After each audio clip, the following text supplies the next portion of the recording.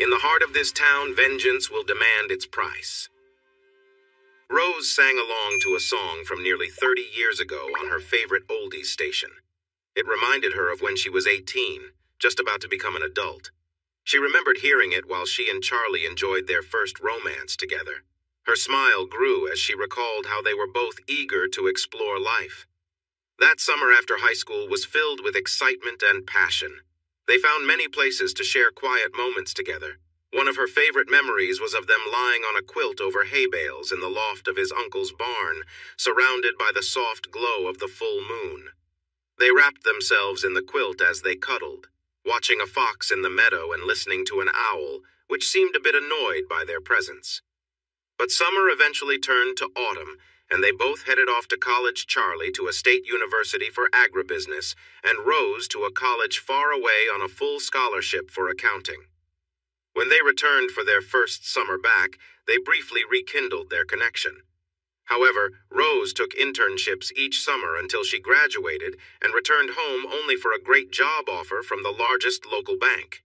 Even though they lived in the same town, they did not see each other again for 2 years. Charlie used her bank to support a business deal.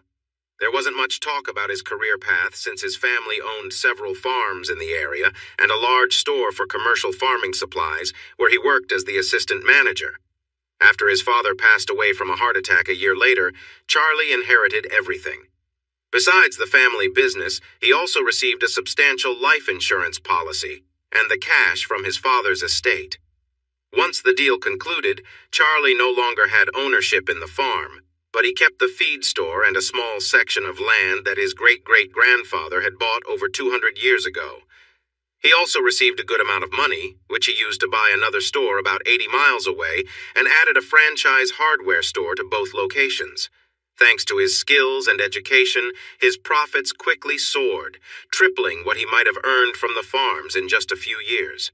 While some of his cousins were unhappy, they had all agreed to the deal, so they had to accept it. Rose was appointed as his bank coordinator, and over the next few months, they rekindled their friendship. Working lunches turned into working dinners, which turned into breakfasts after they spent the night together. No one was surprised when 18 months later, in a small Baptist church that his family had attended for generations, on a warm April afternoon, Rose Cheney became Mrs. Charlie Barton. After their honeymoon at a resort where clothing was optional, they returned home with many memories and no tan lines. Charlie then gifted Rose her wedding surprise, the money to start her own office, with his businesses as her first clients. This included a written agreement that ensured he would not gain from her profits. There had been a similar rule when he bought the stores, put in by his family to make sure that if he ever wanted to sell, they could buy them back easily, especially if he married and divorced. At the time, Charlie did not mind this rule, as it was before he and Rose were serious. He even wanted her rule to be included. Now, years later, Rose managed 8 offices in 2 states and traveled to different branches every month. She was no longer just an accountant. She was now a CEO. Charlie owned 4 stores and had a good income, while Rose earned about half of what he did each year. That was a lot of money by any standard, especially in this rural area where the county seat had only 40,000 people. And there was only one other town with just over 6,000 residents, a few miles from her home. She laughed as the song ended. Now they were seen as the redneck elite of their community, well off, but without the snobbery that often comes with wealth. They belonged to a country club but never acted like typical country club members. As she drove into the driveway of their 4-bedroom home, she sighed, feeling sadness that they hadn't filled the house with children. There had been a complication during the birth of their daughter, and she could no longer have kids. Instead, they poured their love into their only child and raised her to be a sensible, responsible adult. She had just graduated from college, and now the house felt empty. Her heels clicked on the stone floor as she walked through the entrance. Shoes were her one big treat since they became wealthy. Rose figured she owned 60 pairs of heels, and her annual shopping trip was approaching. Every year, she visited Atlanta, Charlotte, and Miami to update her wardrobe, mostly for new shoes. She always took her mother and daughter along, and her daughter was now even more excited about it than when she was younger. Charlie mostly wore practical clothes from LL Bean in the hardware stores, but he had a nice collection of suits for special occasions. He had only gained 15 pounds since they married, while she had actually lost weight thanks to her personal trainers. As she walked to the kitchen, she thought about how fortunate they were. They had money, looked good, had a wonderful child, and life felt perfect. Thursday was takeout night, and her nose told her that tonight's meal was Chinese, her favorite. After that, they might have Italian, barbecue, a burger from the diner in the next town, fish, or something from a new restaurant. Rose found it strange that the food was still in boxes. Charlie was sitting on the patio watching the sunset. She took some plates and filled them, carrying them to the table. She noticed he had a glass and a pitcher of sweet tea ready. She grabbed another glass and some utensils and sat beside him. She was a bit surprised he hadn't given her a kiss, and confused when she leaned over and he turned away, so she only brushed his cheek. Worried, because that was not like him, she asked how his day had been. Still looking out over the fields, he replied, "It was pretty dull in the morning, but I had an interesting lunch." Rose smiled. Many people wanted something from Charlie. There was a 14-year-old girl in the FFA who wanted him to speak to her group, an 80-year-old retired librarian who hoped for a donation to name a building, vendors, and local customers. Charlie often took them out to lunch to talk. He was usually steady, but sometimes had unexpected moments, like when a clever 10-year-old suggested he should help build a school garden. He was so inspired that he rented the field next to the school and divided it for each class to have a plot. He provided the equipment and tools, along with 2 retired farmers to guide the students. The farmers did only what the kids couldn't, showing them how to do the rest. Each class decided what to plant and when. Every student had to spend an hour each week taking care of their garden. All the food went to the school cafeteria, where they made meals using the vegetables the students grew. Uncommonly for someone in his business, he insisted they only use organic materials. This program began 10 years ago, and the girl who had the idea was now working with the retired farmers as part of her college requirements. Charlie paid for her education and living costs without any hidden conditions, simply saying, "I believe in you." In exchange, she would work for him for 4 years after graduating. Now she called him Uncle Charlie and cared for him deeply. Despite his kindness, Charlie wasn't perfect. He could be abrupt with people who annoyed him, and he had no patience for those who tried to cheat in business or manipulate personal relationships. Slow to anger, when he finally lost his temper, he could be harsh in both public and private matters. He remembered every good deed done for him and also every wrong done to him. Someone must have said something wrong at lunch, she thought as she tried to relax. They would be in trouble, as their preacher often warned.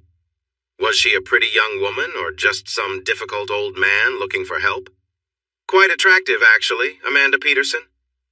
Rose felt uneasy, both about who he had lunch with and the way he spoke. His tone was soft, but she recognized it as the quiet anger he sometimes showed. He got up and walked to the edge of the patio, gazing at the small lake he had created. "What did you talk about, dear? Adult matters?" Adult matters? Why would a 24-year-old woman discuss that with you? He turned to her, looking straight into her eyes. Her heart raced as she listened with a sense of dread. "Well, it seems she and Bobby want to have an open marriage. From what I've heard, it was his idea, and he spent weeks convincing her. She wanted to know if I would be her first partner since she thought I would be gentle. We talked a long time, Rose. The poor girl was confused and afraid, but by the end of our talk, she was no longer scared. She was really angry. You might want to tell Bobby to be careful tomorrow because she might take action against him. You need to be cautious too. What were you thinking getting involved with her? She could sue you for a lot. This is still a state where that can happen. Now I want you to look me in the eye and tell me this isn't true, that you haven't done any of the things she mentioned, and that you're ready to defend yourself. Because if even a little bit of it is true, we are finished. Do you understand? Finished. If you have secrets, I will find them all. Now is the time for you to defend yourself if you can." Rose sat in disbelief, her mind racing, trying to form thoughts but struggling. No, not now. How could this have happened? Bobby assured her it was fine. Charlie stood silently for a moment before speaking. "I thought so. I'm leaving now. I think I'll go to the farm for a while. Don't try to reach me, not by phone, email, or any way at all. We'll talk when I'm ready, not before. I'm really disappointed in you, Rose. Rose didn't know how long it took her to move, but by the time she did, she could hear his truck driving away. She sat back down, staring at the untouched food, too stunned to cry. 2 hours later, the food was no good, covered in flies. The sunset had turned into a cloudy night. There were no stars shining, no signs of hope for her to hold on to. She stood up, leaving the mess for the housekeeper to deal with. Rose headed straight for the liquor cabinet, looking at the options. For someone who rarely drank, there was quite a selection. She smiled when she saw the half-full bottle of rye, Charlie's favorite. Her smile faded when she noticed her favorite vodka was almost empty. I might as well finish it, she thought, tilting the bottle until it was gone, and then opening another one. She filled a large glass with almost half a pint, adding ice and tonic, and carried it into the kitchen, where she added 3 slices of lime. For reasons she couldn't explain, she went back outside to the patio. Raising her glass toward the east, she said, "Good night, Charlie." Then Rose cried and drank, repeating this until she stopped crying and fell asleep. "Rose, Rose, are you okay? Wake up." She became aware of her surroundings as the housekeeper gently shook her. She was sprawled on a lounge chair, not very elegantly. Her skirt had slid up, and her head ached, but she didn't feel hungover. She had just worn herself out emotionally. She gathered her thoughts and smiled weakly at Mrs. Gannon, the housekeeper. A widow in her 60s, Mrs. Gannon worked 4 days a week for 6 hours each day. She and Charlie liked things tidy, so it didn't take her long to keep the place neat. Mrs. Gannon was also Charlie's great aunt. He hired her to help with her finances, making sure she received a full paycheck regardless of how much she worked. He even offered her one of the spare bedrooms, but she preferred her own apartment. "Sorry, Mrs. Gannon, I got a little carried away last night. Let me help you clean this up." "I can't believe Charlie left you out here like this. When he gets home, I'm going to have a talk with him." "Charlie wasn't here last night. This is all my fault. I just had a lot on my mind." Mrs. Gannon, though older, was sharp. She looked at the 2 plates, the 2 glasses of tea, and realized Charlie must have been there for at least part of the evening. This thought surprised her. It seemed there might be some trouble. The evidence before her, along with finding Rose in this state, led to all sorts of thoughts. She couldn't help but wonder about the hose. She usually did the laundry and had never found anything unusual in it before. Maybe it was just some sort of midlife change. "You go on in, Rose. Get cleaned up. You're not working today?" Suddenly, Rose remembered she was late. Luckily, she owned the place. She called her manager and assistant to say she'd come in after lunch and ask them to change her meetings. A long, hot shower helped her feel better. She looked in the mirror and thought, a bit proudly, how good she still looked while many of her friends had settled into everyday routines. She frowned at her reflection, noticing some changes, and wondered if it was time to make some adjustments. Charlie had always liked her the way she was. Then she felt a wave of sadness at the thought that things might never be the same again. Fighting back tears, she sat at the vanity and brushed her hair, thinking about how she ended up in this situation. She had embraced business easily.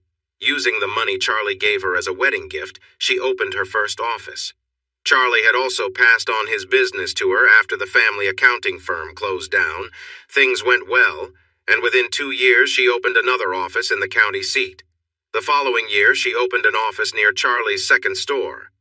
Over 12 years, she grew to 5 offices and added 3 more later.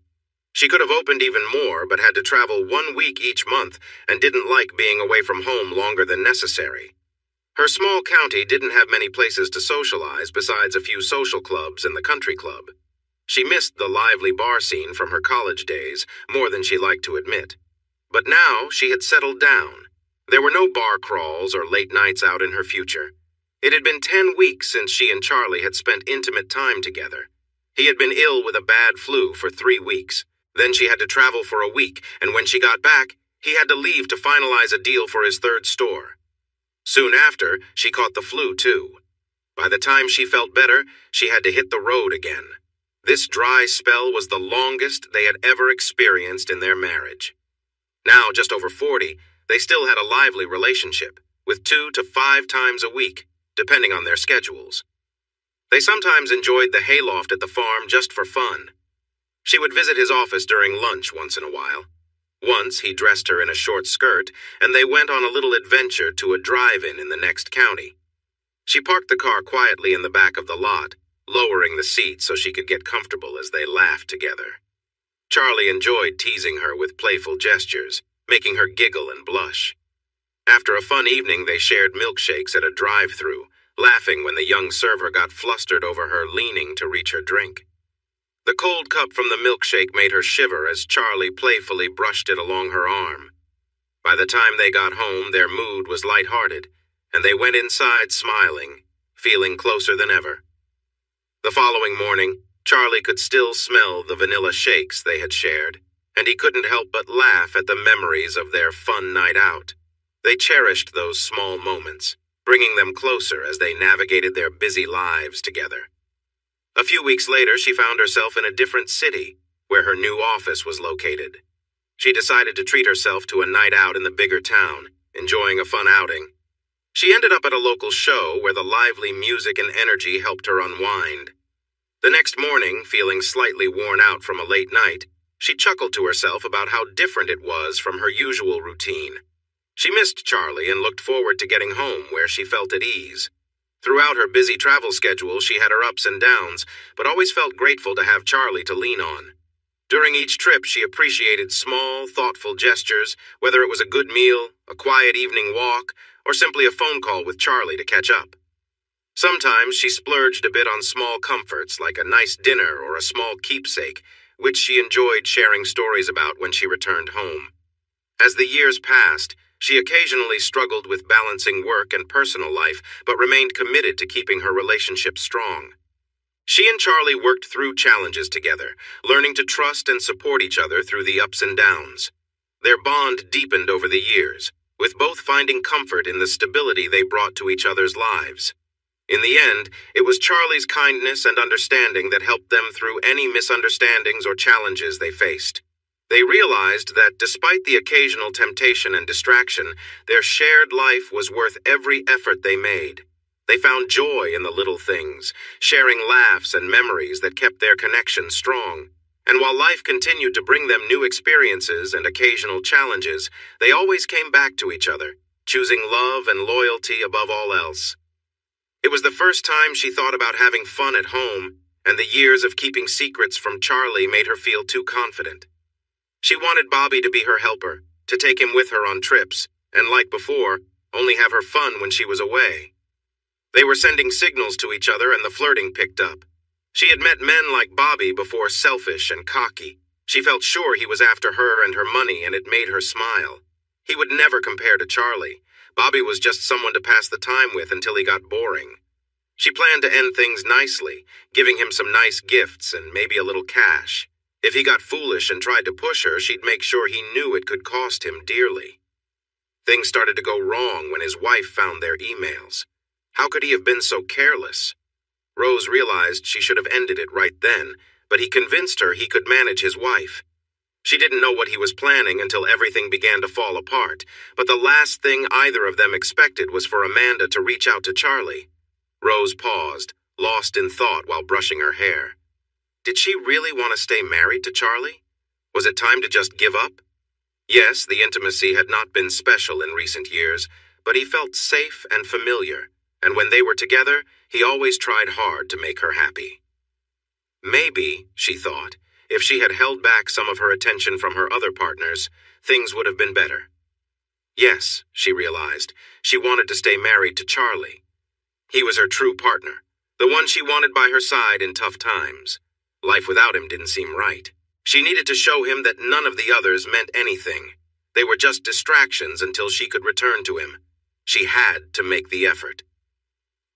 Charlie drove into the driveway of his farm, admiring the old farmhouse on the hill, looking over the land. When he first got the place, it was in rough shape, and he even thought about tearing it down. In the end, he chose to restore it, making many improvements. The project took 3 years because he had just started his business and couldn't afford to do everything at once. Rose was busy setting up her new office and didn't pay much attention to his work. Charlie suddenly realized that this was a good picture of their life together. Rose only paid attention when it involved her directly. Charlie felt a little let down when he showed her the place, and all she said was that it looked nice. He thought about making it their home, but his business was doing well, and Rose was starting to earn money from her job. She wanted to create something new, just for them and the children they planned to have. Rose wanted to wait until her job was stable, but when her profits appeared for the first time, she stopped using birth control. They married at 26, and now at 28, she told Charlie they needed to act quickly. She didn't want to still have babies when she was 35. They had agreed to have 3 children, but when Faith was born, things didn't go as planned, and she decided not to have more children. Charlie hoped for more kids and even mentioned adoption, but Rose changed the subject until he stopped asking. In Charlie's eyes, his daughter Faith was perfect. As Rose focused more on growing her business, he spent more time with her. He hated dropping Faith off at daycare. At the store, he had 5 women working full-time, including the manager of the hardware store and 4 part-time employees.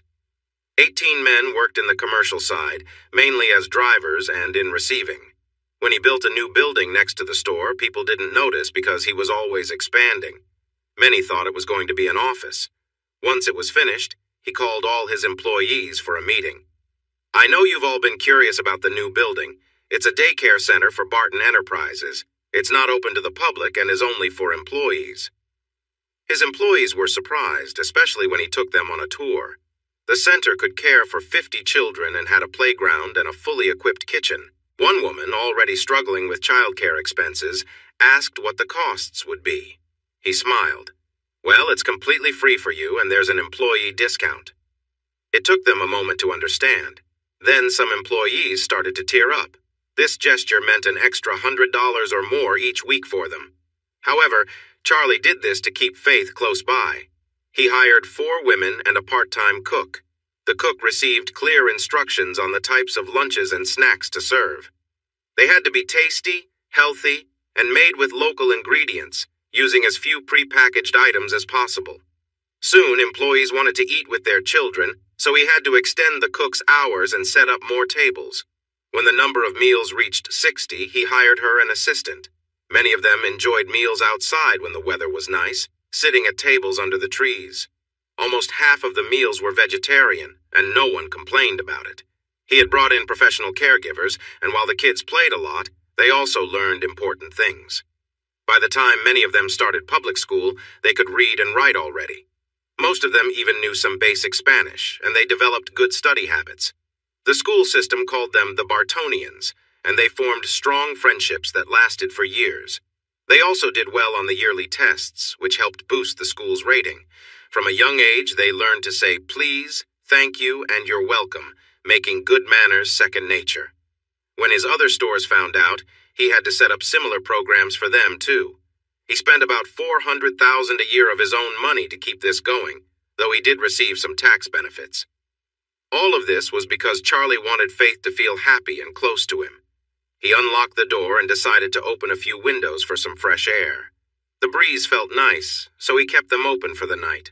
Normally, he didn't drink much, but he remembered to pick up a 12-pack of beer along with some coffee, cream, and snacks. He put everything in the kitchen, glanced at the beer for a moment, then made himself a cup of coffee. He took his coffee outside and sat in the porch swing, gently rocking back and forth.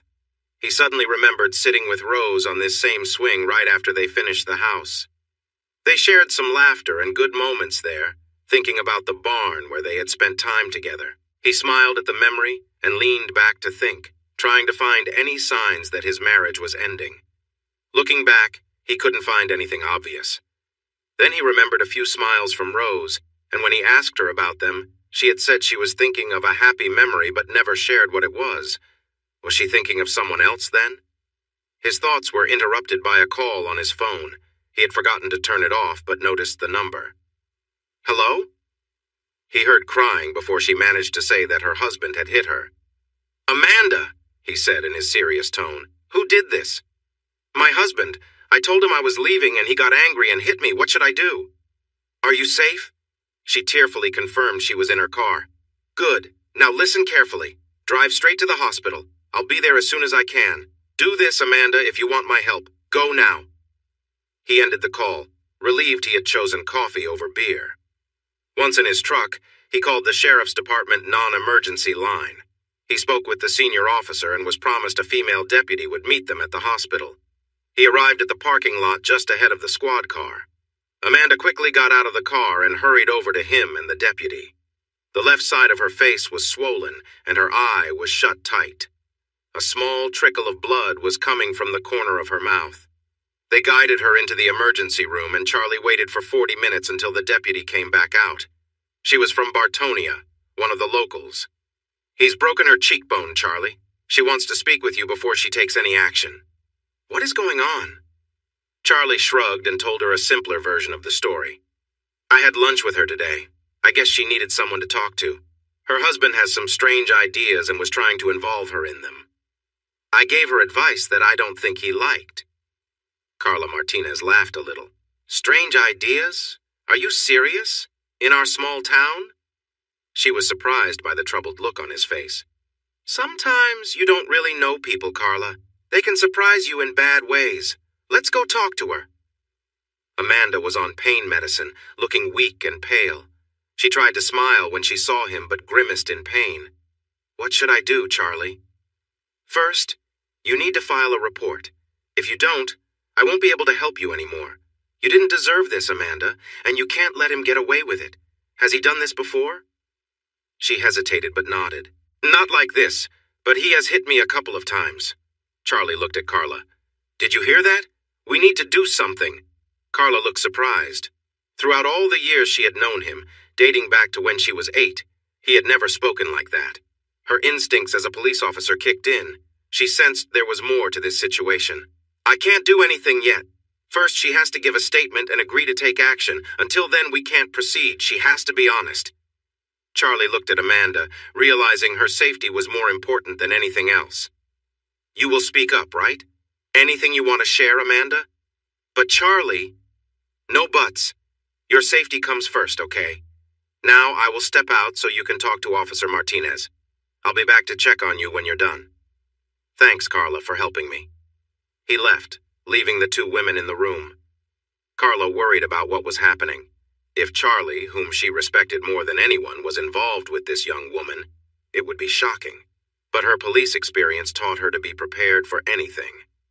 45 minutes later, she came back to the waiting room and gave Charlie a big hug when he stood up, not saying anything. When she stepped back, she was glad no one else was around. It's a typical case of a domestic argument. They fought and he hit her. That's all the report needs. Do you understand, Charlie? He held her hand. "Thanks for being so understanding. But if it comes down to it and you need to explain more to get a conviction, go ahead. How is she? Can she leave?" "No, she has to stay overnight for monitoring due to a possible concussion. She will need a ride tomorrow and a place to stay. We can arrange for her to stay at a shelter for a couple of days, but after that she'll have to find somewhere else. His father owns the house, so she can't stay there. However, she can go tomorrow to gather her things. I doubt he will be there, at least for a few days." He walked back inside, checked on Amanda, saw she was asleep, and left. What a day, he thought tiredly. When he got home, he set his alarm and quickly fell asleep. His eyes opened wide when the alarm rang. Surprised not to recognize the bed, everything came back to him. He took a shower, called his assistant, and told her he probably wouldn't be in that day. She was used to him needing to leave town at short notice, so she didn't think much of it. "Well, let's see. I just found out my wife has been unfaithful for who knows how long. Her former partner tried to convince his wife to betray him too so he could be with my wife. When she refused, they argued and he got angry. She's in the hospital, he's in jail, and my wife. I don't know or care, nor am I interested in finding out." He frowned at these thoughts. Charlie decided to stop at the diner for breakfast. He hadn't been there long when Officer Martinez walked in, finishing up her shift and stopping for a meal. She came right over to him, leaning down and giving him a friendly kiss on the cheek. The staff and other customers smiled as he turned bright red. It was well known how easily he blushed, a fact many of the local women found amusing, especially when their husbands were nearby. They did this out of kindness and humor, and everyone enjoyed the playful banter. She slid into the booth.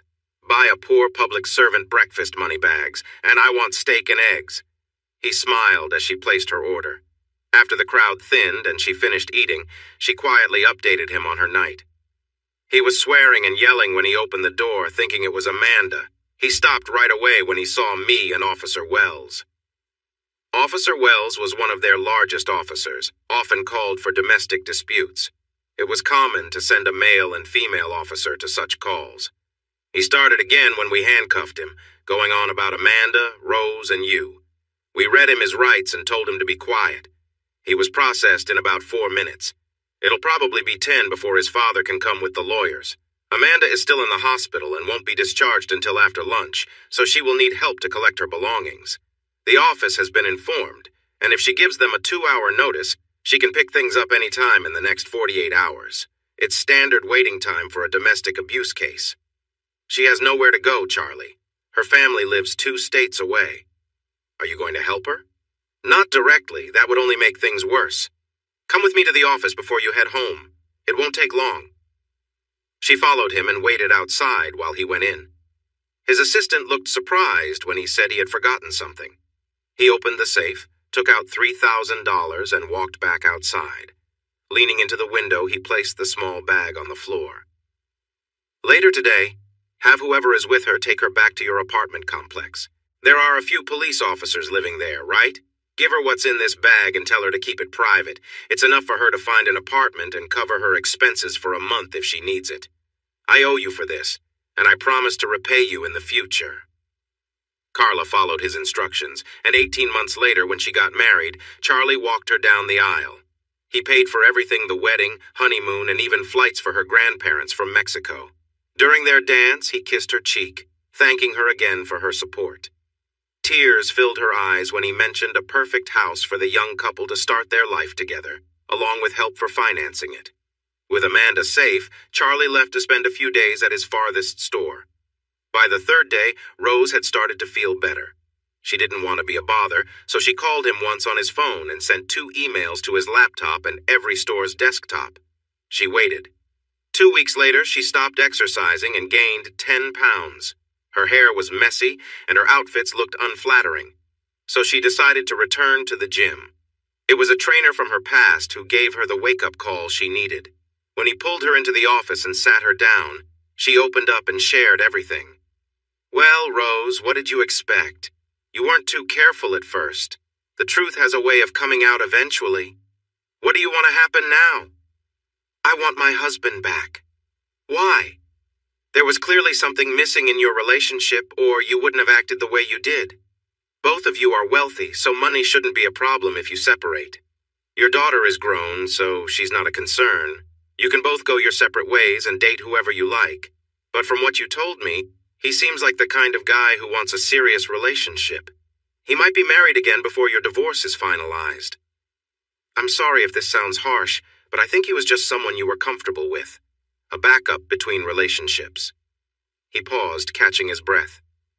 Now, wherever you end up, you need to pull yourself together. Get out there and work it off. I'm calling Gabriel. You could use a haircut, and I noticed some gray. I'll make sure he can see you in an hour. For the first time since that Thursday night on the patio, she smiled. What about dinner tonight, Eric? We could reminisce. Sorry, I can't do that. You're still attractive, but I'm married now, my 3rd time. I've promised myself that if this one doesn't work out, it won't be because I didn't stay faithful. From what you've told me, your husband is pretty traditional. Sooner or later, whether you get back together or not, he'll want to settle scores, and I prefer to stay away from trouble. If you have any friends, you should give them a heads up. I wish you the best. Now get moving. Rose thought about his words while she exercised. He was right. She should warn a couple of guys. The others were far enough away in her past that she thought they were safe. If Charlie ever found out she had been with 8 different men in the last 10 years, she would be in trouble. Yet for some reason, she couldn't shake off the love she felt for her husband and wanted him back. Charlie sat on the front porch of his farmhouse. He had been there for 2 weeks, and rumors were starting to spread. It didn't bother him much. He doubted anyone would confront him about it. The sheriff came by to chat. They were friends since childhood and usually took a couple of fishing trips each year, one to the coast and another to a lake known for big catfish. The sheriff even had a framed photo of them from a great trip, each holding a massive catfish. Sheriff Andy loved to remind him that his fish weighed 10 pounds more, over 70 pounds. Charlie made coffee, and they reminisced for a bit. Finally, Andy addressed the topic on his mind. Charlie, people are starting to ask questions. You've been alone here for over 2 weeks, and Rose looks like she's struggling whenever she's seen. It seems connected to Amanda Peterson and her husband. He has charges against him, and Amanda is getting a divorce. Everyone is curious about how she can afford her lawyer. He's even threatening to make a claim against you if she doesn't back off. So, as a friend, what's going on? Charlie shared his story, leaving out some details. Andy listened, stunned by what he heard. So that's what's happening. Amanda opened my eyes, and while I don't like the situation, I'm glad she said something. I'll help her with the divorce as a way to say thank you. The closest we've ever been was when she kissed me on the cheek after she came out of the hospital. She's younger than Faith, so forget him. Tell him to do his worst, but remind him that if he pushes, I'll push back harder. As the sheriff drove away, he thought about how surprised he was that Rose would cheat on Charlie. He had known them since school and was the best man at their wedding. Faith called him Uncle Andy, and it took her a long time to understand he wasn't really her uncle. His daughter was her best friend. They even went to daycare together, and that helped save on childcare costs. The girls were inseparable until they went to college, but their friendship picked up again when they returned home. This situation would be tough on Faith. She would likely turn to Charlie for support since Charlie had practically raised her while Rose was focused on her business. Charlie was more well-known in the community than Rose, and the sheriff worried that if it came down to choosing sides, Rose would be left alone. He hoped it wouldn't come to that. This situation was shaping up to be a real mess. Rose felt stunned when she got the email. She had begun to think he would never reach out to her again. She expected a process server to show up any day. The email was brief but direct. Why? She replied with a long message expressing her love for him, how much she missed him, and asking him to meet in person so they could talk. He responded with another short message. Why? This went on for several days until he finally agreed to meet face to face, but only after she answered his question.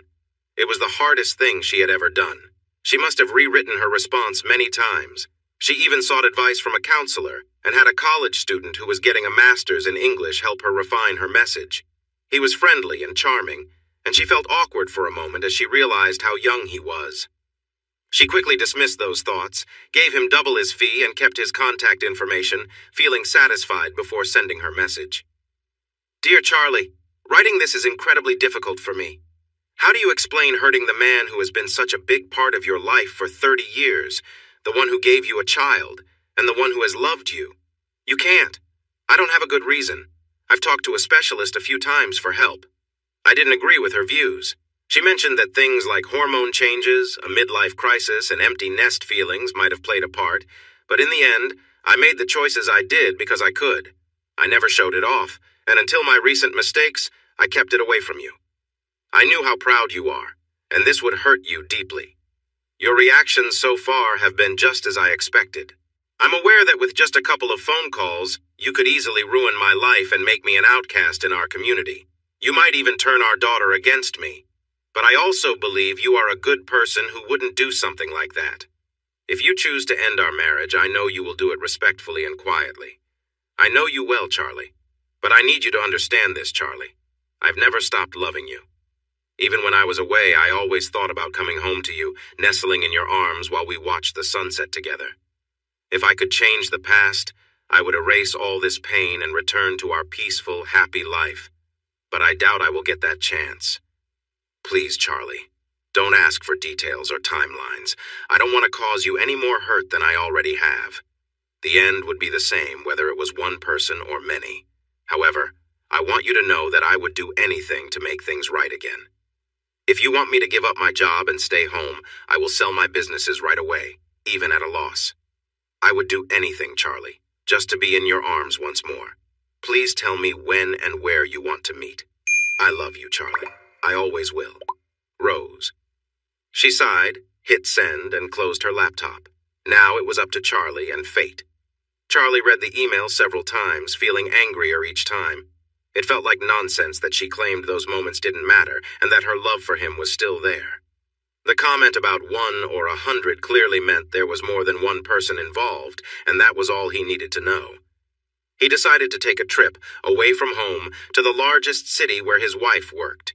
He had his lawyer reach out and got the names of 3 well-respected private investigation firms in the city. He met with all of them and hired 2, wanting to cover all his bases. At every place she worked, he did the same thing, offering high pay and bonuses for quick results. His only instruction was clear. Find out everything you can about my wife's activities. If you need more help, hire it.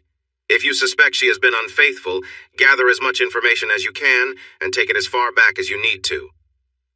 The owners of the 2 firms had dinner together. They were familiar with each other and felt a bit uneasy about the situation. "What do you think he's after, Jack?" one asked. "I don't think he's looking for anything specific," the other replied. "I believe he's a man in deep pain, trying to figure out why she was unfaithful to him." He paused, taking a sip of his drink. "I'm sure you looked into his background, just like I did, Chuck." He had no history of trouble, and was a respected member of the community. It was hard to find anyone with a bad word about him, and those who did often faced consequences. Most of them probably deserved it. His kind acts were known around town, even if he preferred to keep them low-key. They sat quietly for a moment. He might look good on paper, but they had been in their jobs long enough to know that people often were not what they seemed. Plus, they both knew that someone who showed random kindness might have something deeper going on. Chuck finally spoke up. "Well, we know he's worth about $30 million, with at least 20 of that in cash, so let's keep an eye on him and do the work he's paying us for. If he goes off track, we'll handle it. And if it gets too intense, we call the authorities. Sound good?" "Absolutely," Jack replied. But both had doubts. Neither had seen such coldness in anyone's eyes as they did when Charlie discussed his thoughts on his wife. Bobby Peterson awoke in jail thinking, "This wasn't how it was supposed to go. I thought it was just some fun between us. No one was supposed to get upset." He couldn't believe it. His boss was showing interest in him. She was attractive for her age and had quite a lot of money. Bobby saw a chance and flirted back. When she called him into her office at the end of the day, he felt a rush of nerves. But nothing serious happened, just some clear flirting and friendly touches. He decided to be patient. As weeks passed, she flirted more openly, inviting him into her office and getting closer. They shared kisses and light touches. Just when things seemed to escalate, one of the secretaries walked in to grab her umbrella. Luckily, the office door was closed. Rose quickly adjusted her dress and suggested it might be best to stop for the day. She told him he could leave first, promising to lock up soon. He gave her a quick kiss as he left, pleased with himself. As he drove home, he felt confident about his chances with Rose. She often complained about long trips and demanding work due to the new office. Maybe she needed help, and he could fit that role. If they started seeing each other, they could save money on hotel costs. Bobby had a plan. His father had never respected him, always calling him lazy and uncreative, and he had even fired him for using petty cash for lunch. Bobby had used that money almost every day for a year before he got caught. Almost $2,500. He liked to eat at nice places. He tried to say it was for business, but no one believed him. His dad gave him a choice: pay back the money or leave. So, he left. He planned to win Rose Barton away from her husband and take his place in her life and with her money. That would make his dad pay attention. Sure, Rose was over 20 years older, but she was still attractive and, more importantly, quite wealthy. In a few years, she might slow down and he could find some younger friends. She might even be okay with it, wanting to take a break. When he had control of the money, he would show his dad he had it in him all along. Things went sideways when his wife became suspicious. Even though she wasn't very bright, she had a sense about these things and kept looking until she found emails. He turned on the charm, telling her he was only doing it for them and that he didn't really like Rose. It took some time, but she began to understand. He even suggested she find a wealthy friend, thinking it could be beneficial for both of them. Together, they could gather money to start a business. She could be his secretary, which was what she was studying for in community college before they got married. But he didn't expect her to try to seduce Charlie Barton. When he reacted poorly, she broke down and shared everything, including that Rose was taking her son Bobby to visit her out-of-state offices. She ruined everything. When she came home and told him she talked to Charlie to get his approval about the open marriage idea, he couldn't believe it. Charlie told her the truth, and Amanda decided to leave him. They argued while Bobby drank steadily. He knew he was in trouble. He was sure he would lose his job by Monday and might not find work in the community again. His dad would ridicule him, and he knew no help would come. He felt trapped. Amanda then said she would take everything from him before the divorce was done. He lost his patience and slapped her to quiet her down. Maybe he hit her a bit hard, but it made her stop. She walked away, leaving him alone. He went back to his gin, trying to clear his mind and think of a way to come out on top when it was all over. Maybe he could ask Charlie for a favor to keep the truth hidden. That seemed like a good idea. A couple of hours later, someone knocked on the door. Didn't they know it was late? "Go away, Amanda! I don't want to hear from you!" he shouted, thinking it was her. But when he looked, he saw it was 2 police officers. The police officer was very big. "Robert Peterson?" "Yeah, what do you want? It's late, and That's all he could say before they had him on the ground, putting handcuffs on him. "Robert Peterson, you are under arrest for hurting Amanda Peterson. You have the right to—" The female officer read him his rights, but Bobby didn't pay much attention. Was Amanda really going to have him arrested? It was just a small slap during an argument. "Wait a minute. It was just a little hit. Things got out of control when we argued. I didn't mean to hurt her. I bet Barton encouraged her to do this. Is it my fault that he can't make her happy? I hadn't even been with her yet." "Mr. Peterson, remember your rights. Anything you say can be used against you in court. We have body cameras, so everything you do and say is being recorded. It would be wise to stay quiet." There was something in the eyes of the female officer that made him stop. She looked really angry. He didn't say a word from then on during processing and when he was taken to his cell. His mood got even worse when he found out he couldn't get bail for at least 48 hours because it was a domestic case. Swallowing his pride, he called his father the next morning. After explaining what happened, he had to listen to his father laugh for a few minutes. Then his father said he would start the paperwork, pay for his release, and get a lawyer, but only if Bobby promised to pay him back. By the time he was released, Amanda had taken all her things and disappeared. No one knew where she was. Well, her lawyer knew. That woman had been waiting outside the jail to serve him papers. Amanda was on medical leave from her job until she healed, and they couldn't or wouldn't tell him anything. His lawyer warned him that he could face time in jail unless he could convince her to drop the charges. A few days later, he saw Charlie Barton on the street. They were both going to lunch at the same diner. Bobby watched as all the waitresses were friendly to Charlie. He joked with his waitress, "What do I need to do to get service like that?" The waitress glanced at his hand on her arm and he quickly moved it away. She gave him a big, fake smile. "Well, for starters, try not being known for hurting women. If you want service like Charlie gets, be a man everyone respects, and maybe tip better." She said it loud enough for everyone to hear, and they all laughed. He was about to argue with the waitress when the owner came over. "Enjoying your burger, Bobby?" Finally, someone nice. "Yeah, it's good, thanks." The owner smiled and looked down at him. "You're welcome, but if I were you, I'd enjoy every bite because it will be the last time you eat here. When you leave, don't come back. You're banned as long as I own this place. I was married once to someone like you. I don't want you here to remind me of bad moments." This time, the laughter was loud and he turned pale with anger. He couldn't believe it.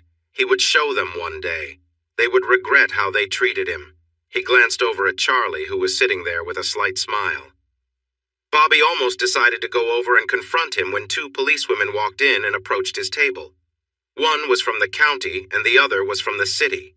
The county officer took off her hat and set it on the table, then leaned over and gave him a kiss on the cheek. The city officer did the same to his other cheek.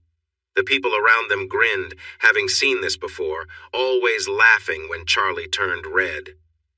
They sat down, but the smile on the county officer's face vanished when she looked at Bobby. It was the same officer who had arrested him, and now she was being friendly with Charlie. She whispered something to the city officer, who shot him a cold look before returning to her meal, playfully teasing Charlie. When they left the checks on the table, and Charlie paid for everything, leaving a generous tip. Bobby took his time eating, feeling spiteful. He didn't leave a tip, but the waitress smiled and wished him well. As soon as he stepped outside, he spotted it. The big yellow boot was hard to miss. Then he saw the fire hydrant just 5 feet away from his front tire. Had that always been there? He picked the ticket off the windshield and walked to City Hall. $138, and now he would have to wait until 4 o'clock for someone to remove the boot. Great. He had to walk back to the office. Surprisingly, Rose hadn't fired him yet. No one had seen her for almost 3 weeks. They figured she was working at one of the other offices in a different state. Bobby kept quiet and focused on his tasks, hoping for a fair reference when it was time for the truth to come out. For 2 weeks, no one said anything at the office, and everything felt normal. Then the whispers began. No one wanted to make eye contact, and conversations became brief. He felt like yelling at them. This wasn't his fault. Bobby didn't realize it, but he had a distorted view of himself. His inflated self-esteem made him twist his past to fit his imagined future. He wouldn't admit to the truth unless he was cornered by his lies. Once caught, he would turn on his charm to deflect attention from his actions, and then he would start lying again. Even with his troubled relationship with his father and uncertainty about his job, he held on to the belief that he would somehow come out on top.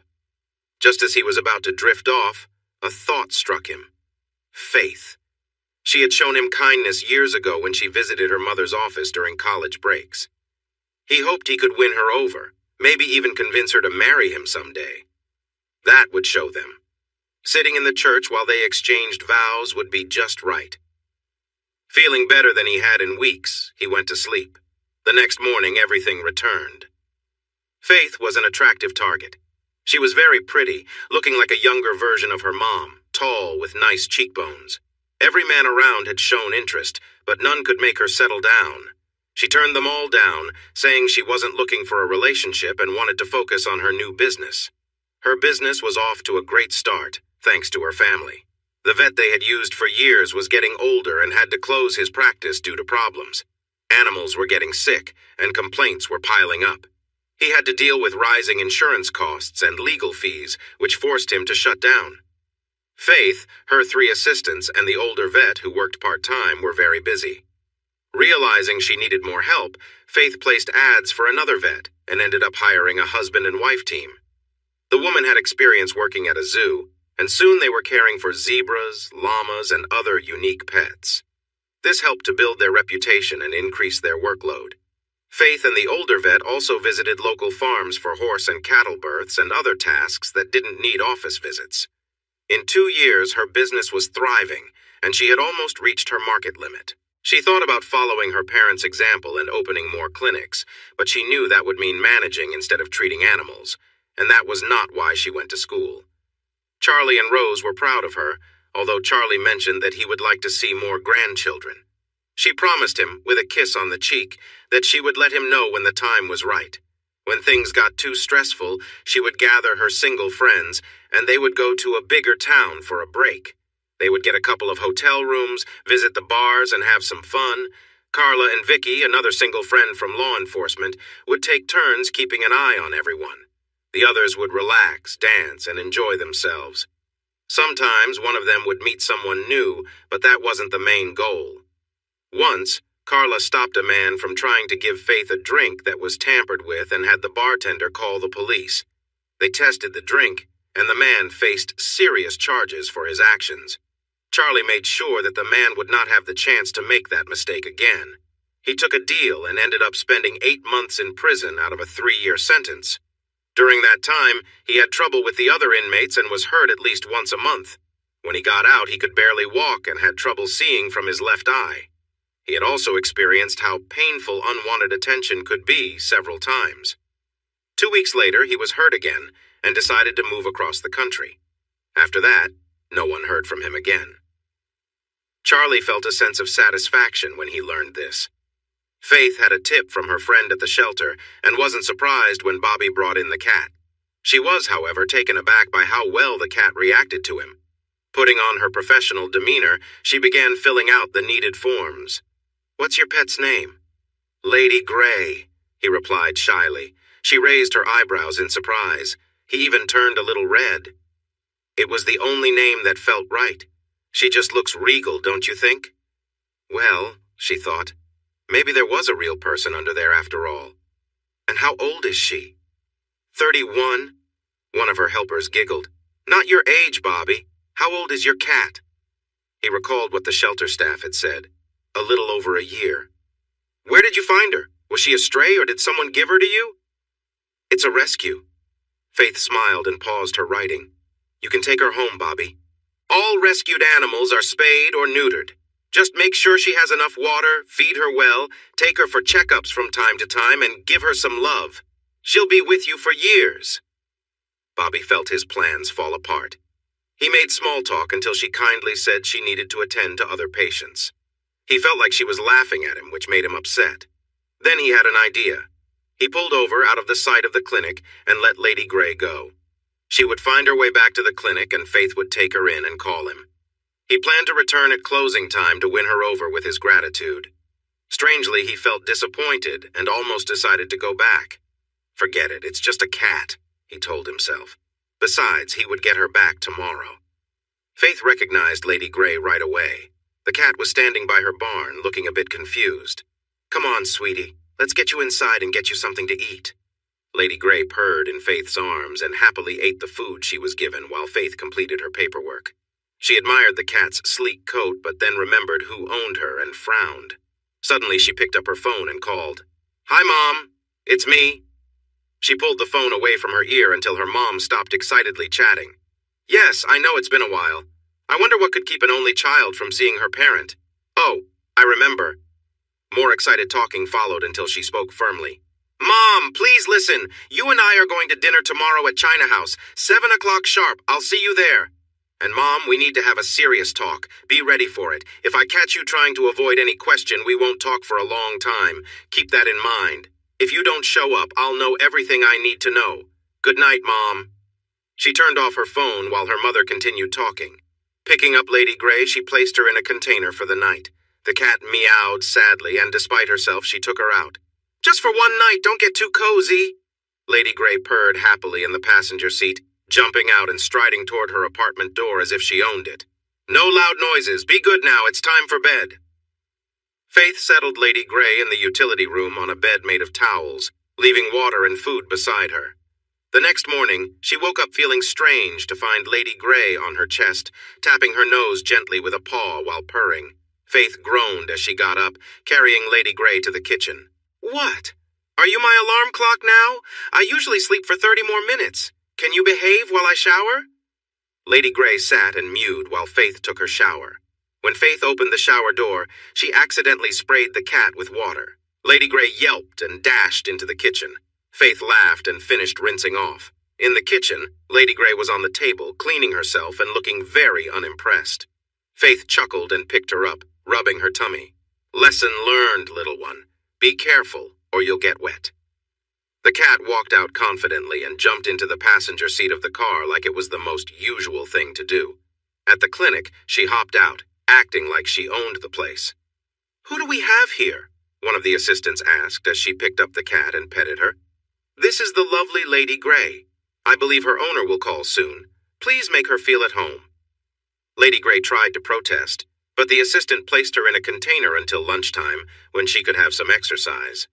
She found Faith sitting under a tree for lunch and immediately jumped into her lap, even nibbling on some of her tuna sandwich. The rest of the afternoon, she roamed freely, following Faith around as she worked in the barn, exploring here and there. Faith lost track of her for a moment, but found her curled up asleep on top of a young horse in one of the stalls. She took some pictures before carefully lifting the cat up.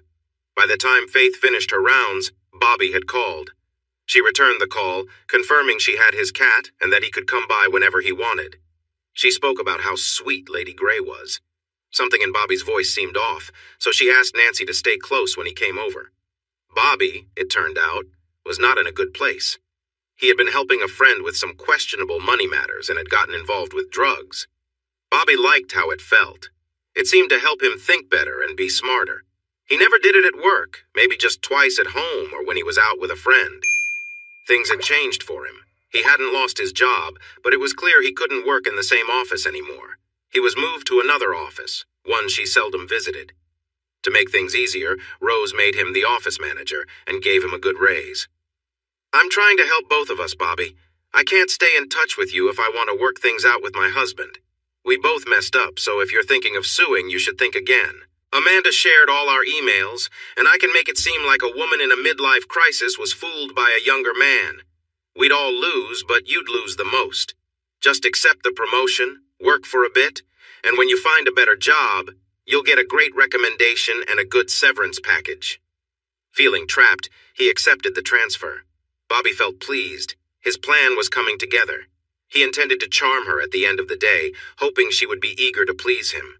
To feel a bit more confident, he took a small dose of something to help him relax. The air felt bright as he approached the clinic door. She let him in without locking it behind them. He smiled as he saw her holding the cat. Nancy was in the office, observing their interaction. "Looks like you have a new friend. You've always been so charming," Nancy joked, seeing him as a bit silly. Faith smiled, but it didn't feel warm. "Bobby, I don't know what you're trying to do, so let me be clear. I've always thought you were kind of untrustworthy, even when I was younger. What you and my mother were planning makes me uncomfortable every time I see you. So whatever you want, you won't get it here. I suggest you take your cat and leave. Or better yet, leave the cat with me, and I'll ensure she finds a good home." He was stunned. She couldn't be serious. He was Bobby Peterson. Women didn't turn him down.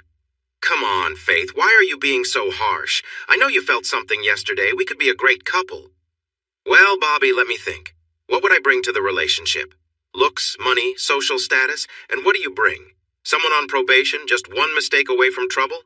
I don't see much of a future there." Bobby had faced legal issues before, but thanks to a skilled lawyer and no past troubles, he got probation instead of jail time. He had to do community service and attend anger management classes. He went to the classes, laughing to himself about how the leader, whom he thought was too self-important, could really believe what she was saying. He hadn't done his community service yet and thought he might ask Faith if he could do it at her clinic, hoping they could connect better. Her sarcasm only made him angrier. Before she realized it, Bobby was at the counter with his hand on her arm. She looked down and smiled. "You might want to let go of my arm and leave my office. This is your only warning." She was giving him that tight smile, looking at him like he was an animal on display. Without thinking, he pushed her, making her drop her cat. The cat, Lady Grey, reacted by clawing at his arm. He quickly removed the cat and threw it against the wall. The cat slid down, looking for a way to land safely. Faith reacted by hitting him as hard as she could, but it didn't free her. He pulled her over the counter, heading towards the door while shouting, "This could have been so much easier. Now I'll have to teach you the hard way." Faith was shouting and still hitting him. She managed to hit him in a sensitive spot, and he stiffened before hitting her face. Faith felt something in her nose hurt just before everything went black. Nancy had called for help as soon as he touched Faith. She rushed out from the back as he tried to drag an unconscious Faith through the door. She quickly used a tranquilizer dart on him. It was the first thing she saw as she came out. Sometimes, if an animal was hurt and wouldn't let anyone come close, they used the dart gun. Bobby yelled in pain and turned, hitting Nancy with one punch. He almost got to his car when the first police car arrived, blocking the way. Officer Wells jumped out, his weapon drawn. "Get on the ground! Do it now!" He still held Faith, using his hand to grip her throat. "Stay back or I'll hurt her! Move aside!" By then, Carla Martinez had arrived. "Jimmy, if he puts any pressure on her, you take him down, okay?" She had her taser ready, moving to the side. "Don't move, you!" he shouted. Carla looked at Jimmy, silently asking him to distract him. "Hey, Bobby, I might not get to say this again, but thanks for being so foolish. Amanda and I are dating now. Did you know that? She said she wanted to be with a real man for a change. She is just amazing and is always interested in me. She says she didn't know what real love was until she moved on from you." Jimmy was just talking big. They were dating, but they hadn't gotten serious yet. They both knew it would happen soon, but they wanted to take their time. Carla was moving in the right direction when the tranquilizer hit. Bobby dropped Faith and collapsed to the ground. She used the taser on him anyway, just to be safe. It took 3 ambulances, one for Faith, one for Nancy, and one for Bobby, who was handcuffed to the stretcher. Faith was treated for her broken nose, a concussion, and bruises from being dragged across the ground. Nancy was checked for a concussion and kept overnight to be watched closely. Bobby was examined thoroughly, and they took blood samples. When cocaine was found, they got a search warrant for his house. They discovered his stash. He faced charges for possession of cocaine, breaking probation, assault, and cruelty to animals. His probation was canceled, and he was sent to jail. The bail was set so high that his father couldn't afford to pay it without losing most of his belongings. He ignored Bobby's calls. Rose waited at the restaurant for 3 hours. By the second hour, she was crying, worried that Faith had forgotten about her. It wasn't until she turned her phone on that she saw all the messages. She nearly fainted when she heard Charlie's last message. "Rose, where are you? Answer your phone. Faith is hurt and in the hospital. Bobby attacked her. It could have been worse, but the police arrived in time. He hurt her badly. Come here as soon as you can." She didn't know which hurt her more, the fact that Faith was hurt or that Charlie was so harsh. Rose didn't even remember driving to the hospital, but suddenly she was by Faith's side, distressed by her injuries. She leaned over her crying, her tears wetting Faith's hospital gown. When Faith woke up and saw who was with her, she wrapped her arms around Rose. They both cried for a few minutes before Rose stepped back, holding Faith's hand. "I'm sorry I couldn't make dinner, Mom," Faith whispered. "It's okay, honey. I'm so sorry about this," Rose said, her heart aching. Faith tried to comfort her. "No, Mom, it wasn't your fault. This was all Bobby's doing." Rose knew that wasn't entirely true, but she kept quiet. They talked for about 10 minutes until the medication made Faith sleepy again. Then, she felt a presence nearby and turned to see Charlie for the first time in almost 3 months. Her heart raced. He looked tired and worn, his face serious. She stepped in front of him. "Charlie, we need to talk. You promised you would if I answered your questions." He gently moved her hands away from his. "I will, I promise. But please give me another 2 weeks. I'll email you. I need to ask you a favor. Stay the night with Faith. I have some things to take care of, but I'll be back early tomorrow. Can you do that for me?" Wondering what was so important at this hour, she nodded. He left without saying anything more. Bobby slowly came to, confused about what had happened. As he tried to move, he realized his hands were bound to the bed. Memories rushed back, and a flash of anger surged within him. He thought she needed to understand respect. Then fear crept in as he remembered what had led him here. He was in serious trouble. Hearing a noise, he turned and saw Charlie Barton. It took a moment for Bobby's mind to clear, but soon he recognized Charlie. He seemed calm, watching him without any sign of anger, but there was something intense in his gaze that brought reality crashing down on Bobby's disoriented mind. He remembered everything: Faith, the police, the incident. "I'm in big trouble," he thought. "I could end up in jail. I can't go to jail. I need to contact my dad. He'll help me." He looked at Charlie again, wondering why no one was guarding the door. Charlie was steady, his eyes unblinking, like those of a hunter waiting patiently for the right moment. Bobby remembered a documentary he had seen about Nile crocodiles. They would remain still on riverbanks, then strike with incredible speed, pulling their prey into the water before anyone could react. It left a chilling impression. Suddenly Charlie moved, as if realizing that Bobby was awake. "Ah, Bobby, you're awake. I wanted to be the first face you saw. I also want to be the last before you sleep each night. 8 to 10 years, Bobby. That's how long you could be away from the outside world, according to the DA and my lawyers. That is, if you can keep yourself in check." He leaned closer to Bobby, who felt a rush of fear as he strained against the cuffs. Charlie spoke softly, but his words were sharp. "You have gone too far with my family. You touched my daughter, and that was a big mistake, Bobby. You hurt her. You really should have thought twice. Don't worry, there are consequences waiting for you. You're going to face a lot in there." Bobby struggled, trying to shout, but Charlie pressed a soft cloth over his mouth. Charlie continued speaking calmly as Bobby fought against his restraints. "Don't worry, Bobby. We'll help you find a good husband, and you'll be safe as long as you keep him happy. I'll assist you because I want you to remember to be grateful to me for helping you. Oh, and don't worry about them hurting your face. We need to keep you looking nice. They can put tattoos on your back, though, maybe on your arm. Anyone who sees you after jail will know what that means. It's like a badge, really. It'll show you're someone who lived through this. You might even get some offers. I might help arrange another marriage for you." Charlie leaned in closer. Bobby felt a tightening grip and realized Charlie had power over him. Bobby tried to scream into the towel, but his cries turned into whimpers until the pressure overwhelmed him, and he lost consciousness. His last memory was seeing Charlie's face. Charlie felt no guilt as he looked down. Everything he promised Bobby would happen, and he would make sure of it. He tossed the towel aside and left, thanking the nurse as he passed her station. He was still mostly out of it. I just wanted him to know that I understood it was the medication and held no grudges. I'll pray for him. The nurse listened and thought about how kind Charlie seemed. She knew she wouldn't have been so forgiving if it had been her daughter. Faith knew exactly where she was when she woke up. The hospital smells were familiar. She was surprised to see her mother by her side and felt a bit ashamed as she looked around for her father. She touched her nose, remembering what happened. Rose noticed the movement and woke up, tears coming to her eyes. They spoke, probably the most meaningful conversation they'd had in years. I guess I'm a bit like Dad in a way, Mom. Why is that? Rose looked at her daughter with sadness, a single tear rolling down her cheek.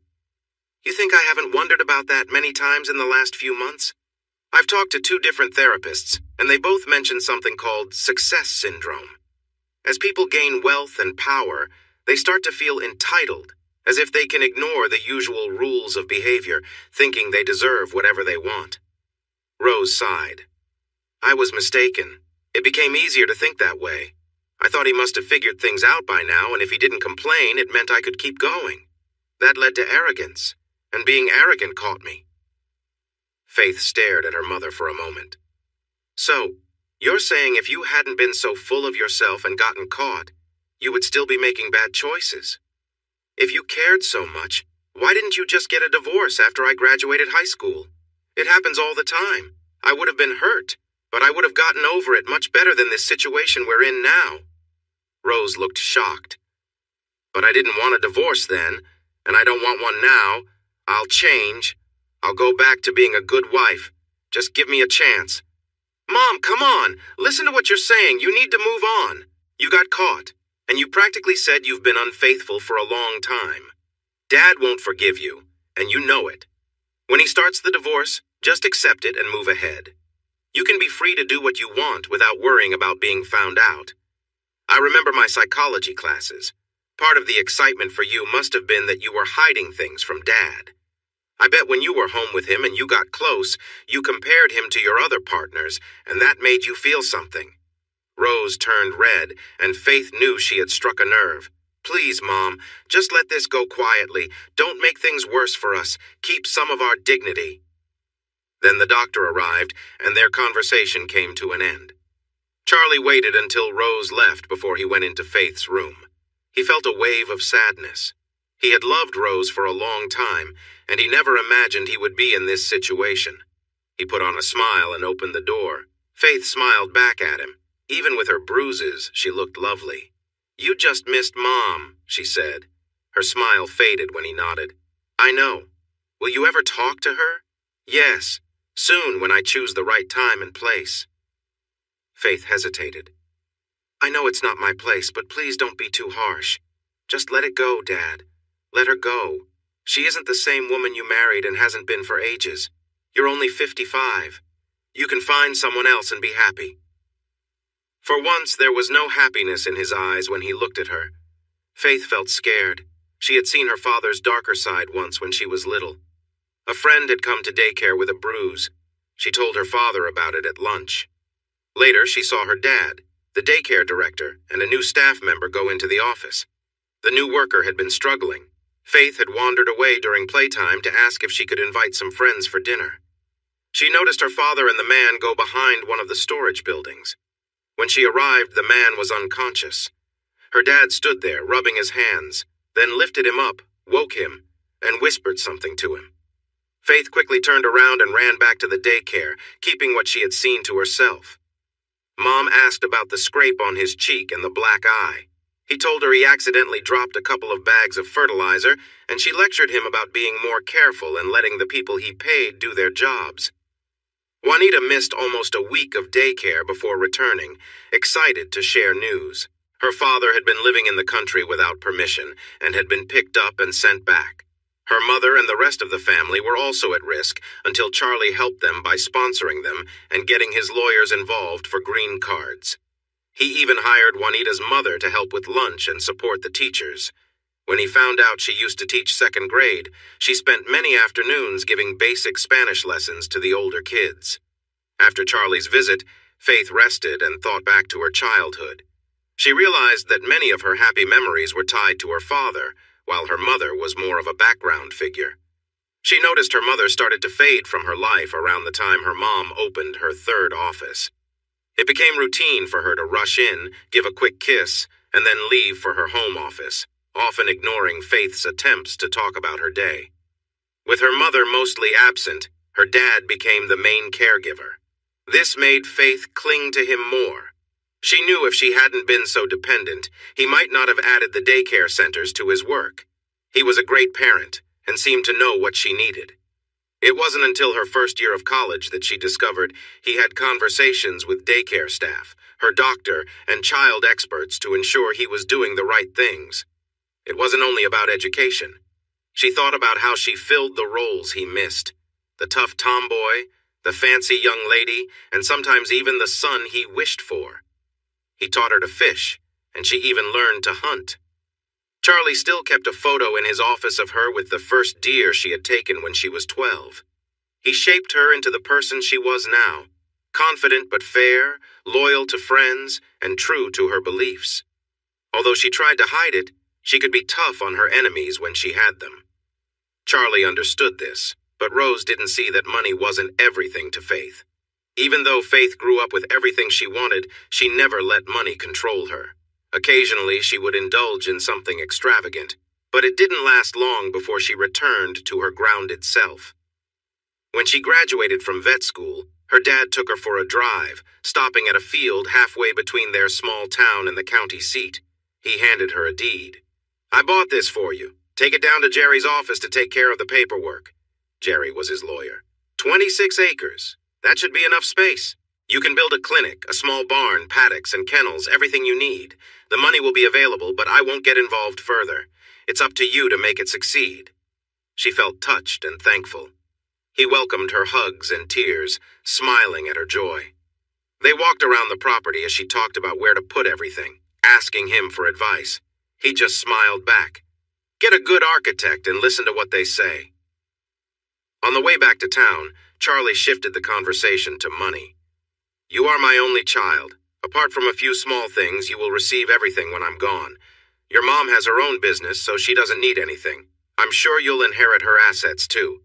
You'll be the richest person around. Be careful, though. There will be people looking to take advantage. Keep your wits about you, and you'll be fine." Faith thought a lot about money while her clinic was being built. It would cost $800,000 when finished, and the deed would be completely hers. At first, she relied on the lawyers and rarely consulted Charlie because she wanted to do it on her own. Once the clinic was running and helping clients, she stepped back and enjoyed her life. By the 10th month, the clinic was doing well. After the first year, she had to hire more staff.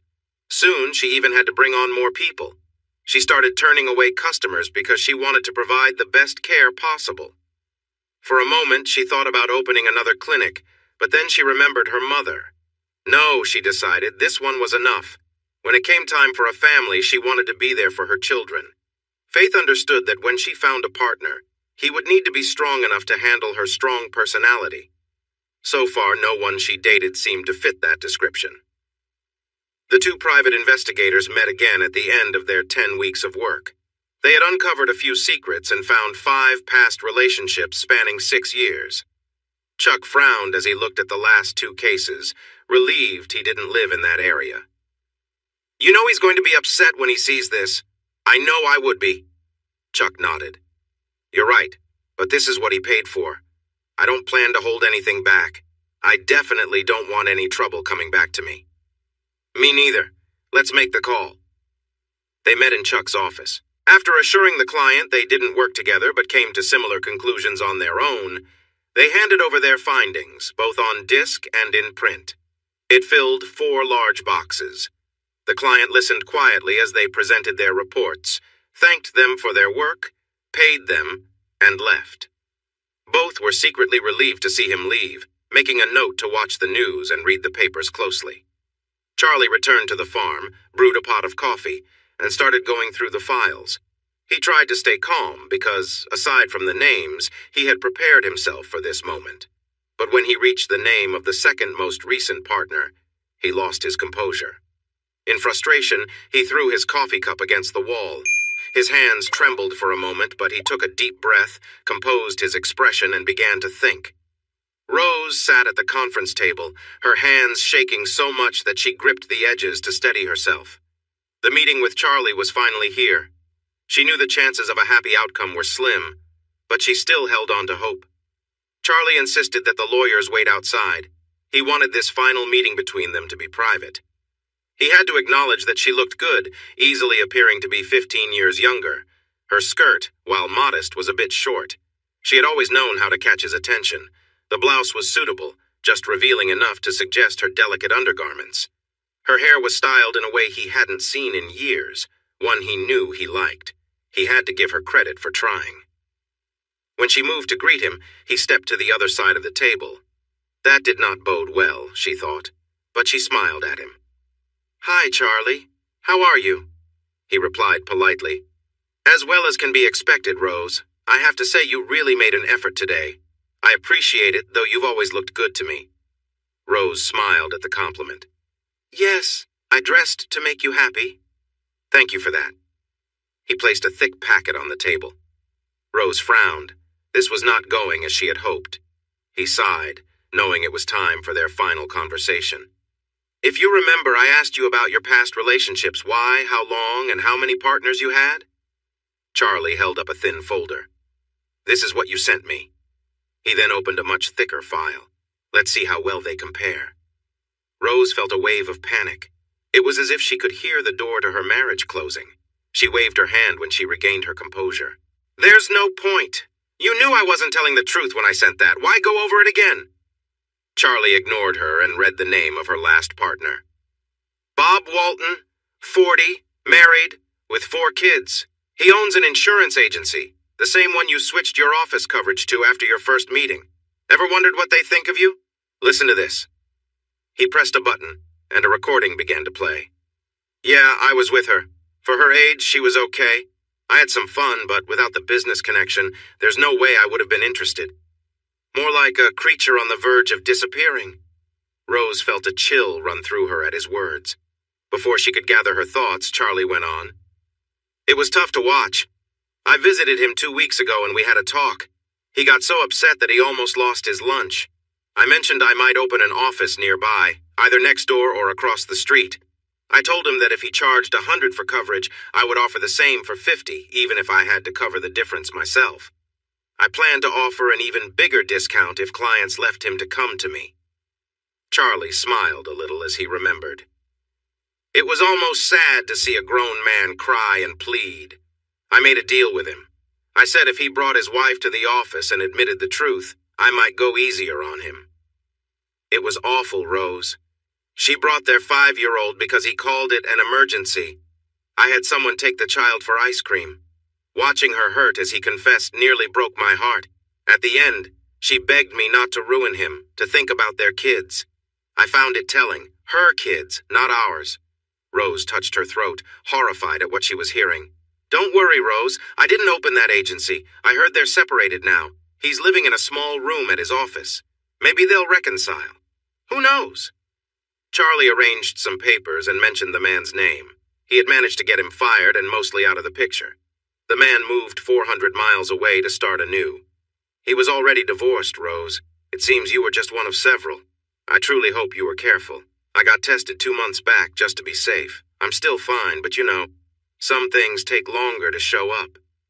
Rose didn't know how to tell him that she had a doctor at another office who checked her every month. After the meeting, she noticed he had missed 1 appointment. Thank goodness. Things could have been much worse. But then again, it wasn't a full-blown affair, just a brief encounter. He continued talking about her trainer. "I kind of respected him, Rose. He was honest, didn't try to dodge the issues. He said, 'She made the first move. I just got out of a tough breakup where she cheated on me. I felt a bit unsure. We were together maybe 6 times, I won't lie. Back then, she was quite skilled. I know how this goes. I've heard the rumors. Would you do me one small favor? I'm in business with two partners. If you ruin my reputation, you ruin theirs too, and they don't even know your wife. Let me sell my share to them, protect them, and then I can leave with my wife. I'm going home as soon as you leave to tell her everything. She loves her job and has a good chance of succeeding. If she decides to stay, I'll understand. I just needed to share this with you. I don't know you well, and I don't like what you're planning to do, but Rose had good things to say about you. She visited me a few weeks ago to seek advice. I told her to let you go, but I don't think she took my advice. Please stop this with me. Don't seek any more revenge. Even now, I believe it has changed you in a negative way. Don't be too hard on yourself. Try to find some peace in your life. Rose, you were right. Hurting those people didn't really make me feel better. I stopped and let the trainer be. Hurting them didn't help me deal with your betrayal, so I'm done with that. It's over. The way they described the woman they were with doesn't match the woman you were at home. You've made it easy for so long that I can never trust you again. Jerry has the papers ready. It's pretty straightforward. You keep what you gained from your business, and I'll keep mine. It's all written in the agreements. You can have the house. The farm works for me. I prefer no shadows and no memories. I've changed my will, and now Faith will get everything. You don't need it. I had your finances looked into. Congratulations, Rose. You were always good with money. We're finished. It will be a long time before I see another sunset without thinking of that night. Before I go, if you want to say something, now is your chance. He waited patiently while she gathered herself. I'm so sorry, Charlie. Even now, I don't understand why I acted the way I did. I still want a life with you, but I know that can't happen anymore. I wake up at night and reach for you, and when I remember, I cry all over again. I want to make you an offer that I have thought about a lot. I won't fight the divorce. You deserve it. But if you ever need me for anything, call. Anything, okay? I want you to promise that if you haven't met anyone new in 2 years, you'll think about going out with me again. No strings attached, just two people trying to see if they could be together. Can you promise me that? No, Rose, I can't promise that. I can only promise that when the time comes, I'll consider it. That's the best I can do. Goodbye, Rose. Charlie left her weeping at the table. Jerry and her lawyer had reviewed the agreement, believing it was best for everyone involved. Rose didn't read it. She just signed where instructed. The next day, she called Faith, who came over and stayed for a week, comforting her during those first few days of tears. At times, Faith would visit her dad at his office and farm. He seemed a bit emotional, but was doing okay overall. Faith realized his pain ran deeper than her mother's, and she kept a close watch on him.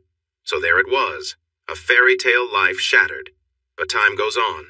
Rose dedicated herself to her business and in 6 years expanded her offices significantly.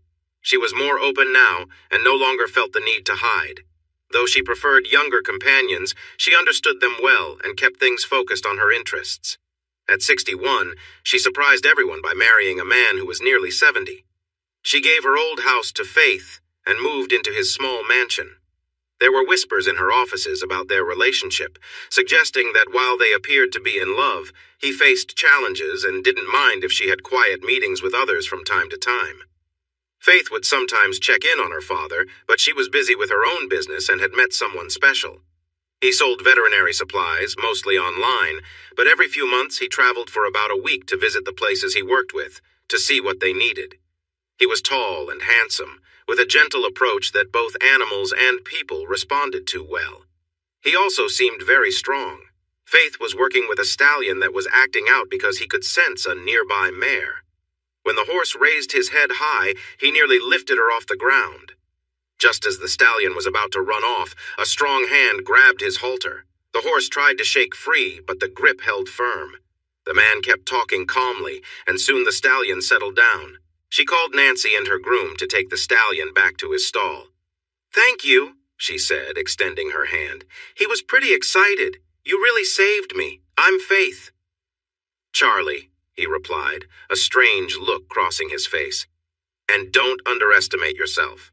The halter would have had to break before you let go." "Besides," he said, smiling and still holding her hand, It's not just animals. Look at how silly people act around someone they're drawn to.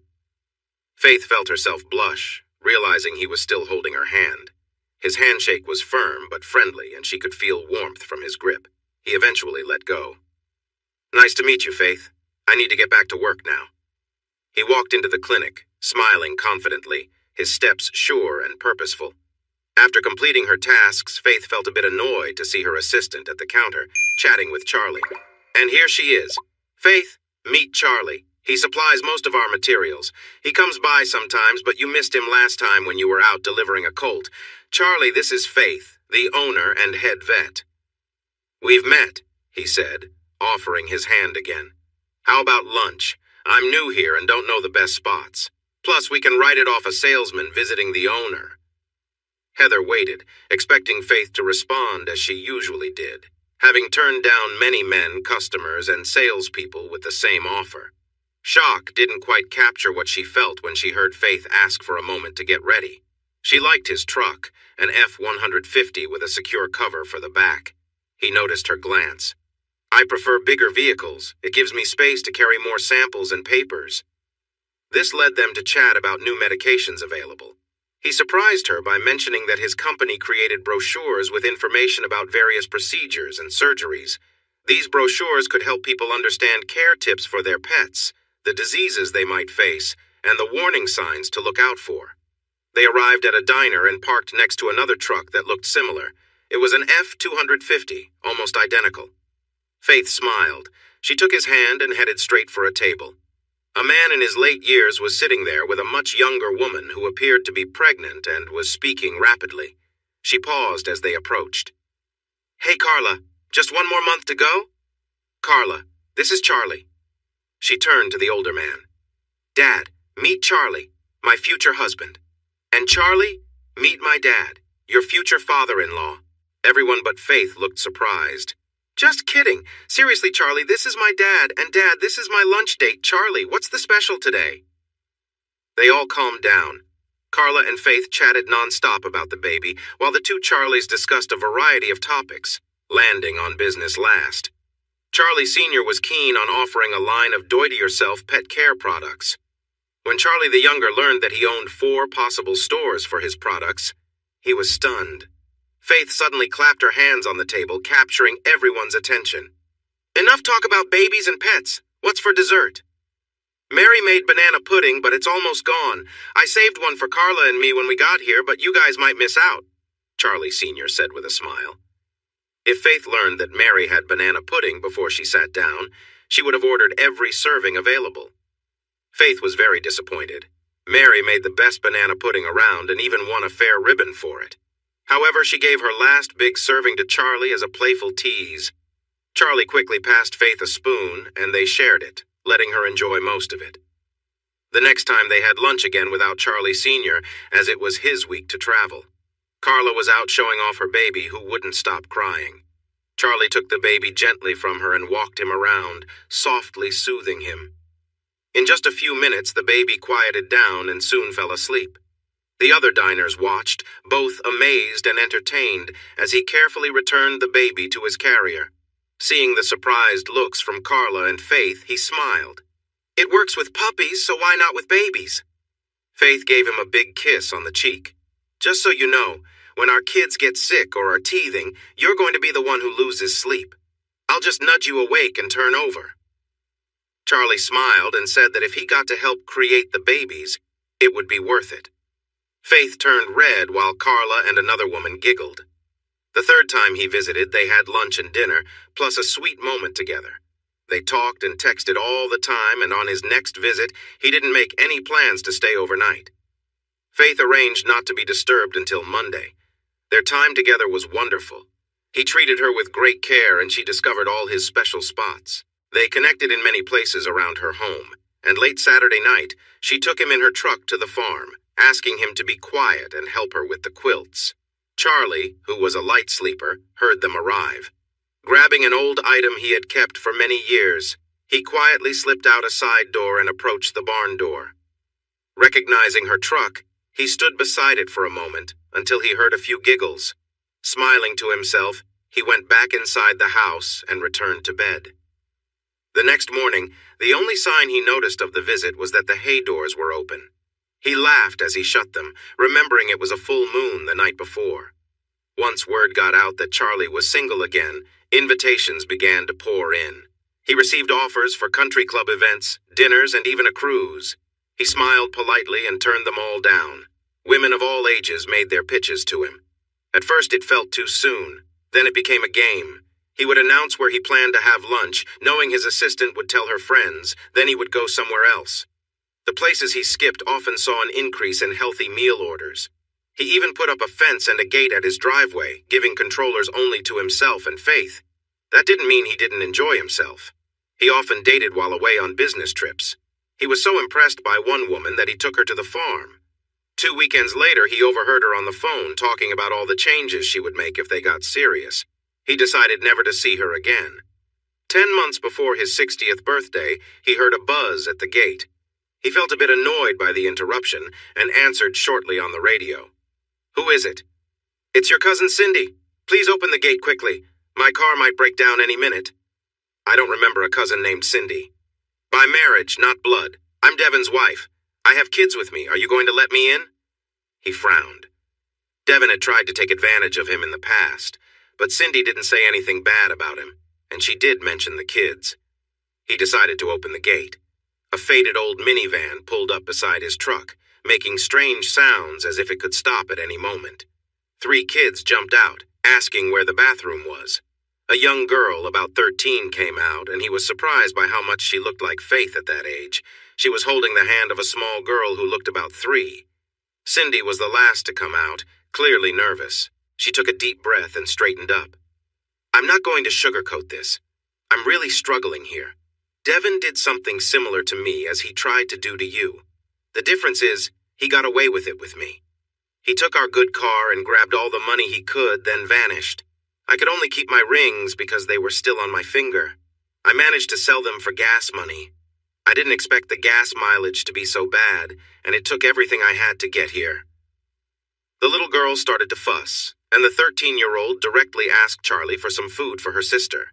He was shocked to learn that none of them had eaten since lunch the day before, and now it was dinner time. He led them to the kitchen. "I have cheese and crackers. Give those to snack on. Here, give the little one some cereal. It will fill her up faster. Your mother and I will handle dinner." He had planned to smoke a pork loin, but instead he cut it into pieces and grilled it. One of the neighbors had given him a dozen ears of corn, so he put those on the grill too. He assigned Cindy and Faith to make tea and lemonade. Cindy found some cabbage and made slaw, while Faith microwaved potatoes. In about 45 minutes, everything was ready. He felt anger towards his cousin as he watched the kids eat eagerly, worried about when they might eat again. After they finished, he went to the barn and made a phone call. The new county sheriff was John Goins, a retired SBI agent. With great qualifications, he was just unfortunate to be a Democrat in a strongly Republican county. Still, he had done better than Sheriff Andy Rogers in his first run. Maybe next time people would be open to a change. 10 months before the next election, Charlie decided to visit John. Straightforward, he asked if John was thinking about running again. "I want to, but I'm not sure I'll have enough support this year." "Look me in the eye, John. Tell me you are a good man, one who will follow the law fairly, a man who wouldn't betray a friend." "I'm your man, Charlie." "I don't want you to be my man, John. I want you to be the county's man. I need you to talk to the campaign planners I brought here and get back to me.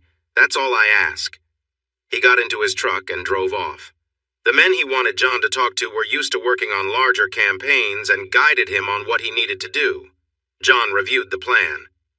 "This is going to require a lot of money I'm unsure I can gather. It's all been arranged. 4 different groups have already given a lot of money, and more will come along with individual donations. You don't need to worry about that." "Why is he doing this? If he wants someone to control, I'm not interested." "He didn't say. All he mentioned was that he wanted you to be sheriff. I've been around a long time, so don't turn down a good offer. I think it might be personal between Charlie and Andy, but I won't ask unless it affects your chance of winning the election. Now listen closely." Suddenly, billboards appeared everywhere. Sheriff Andy wasn't worried. He had beaten John Goins before.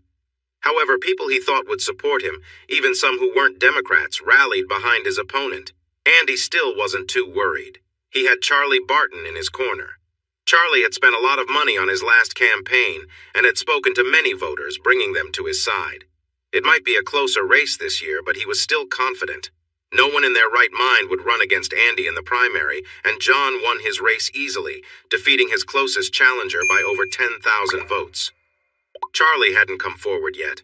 Andy, feeling more anxious than he wanted to admit, decided to visit him.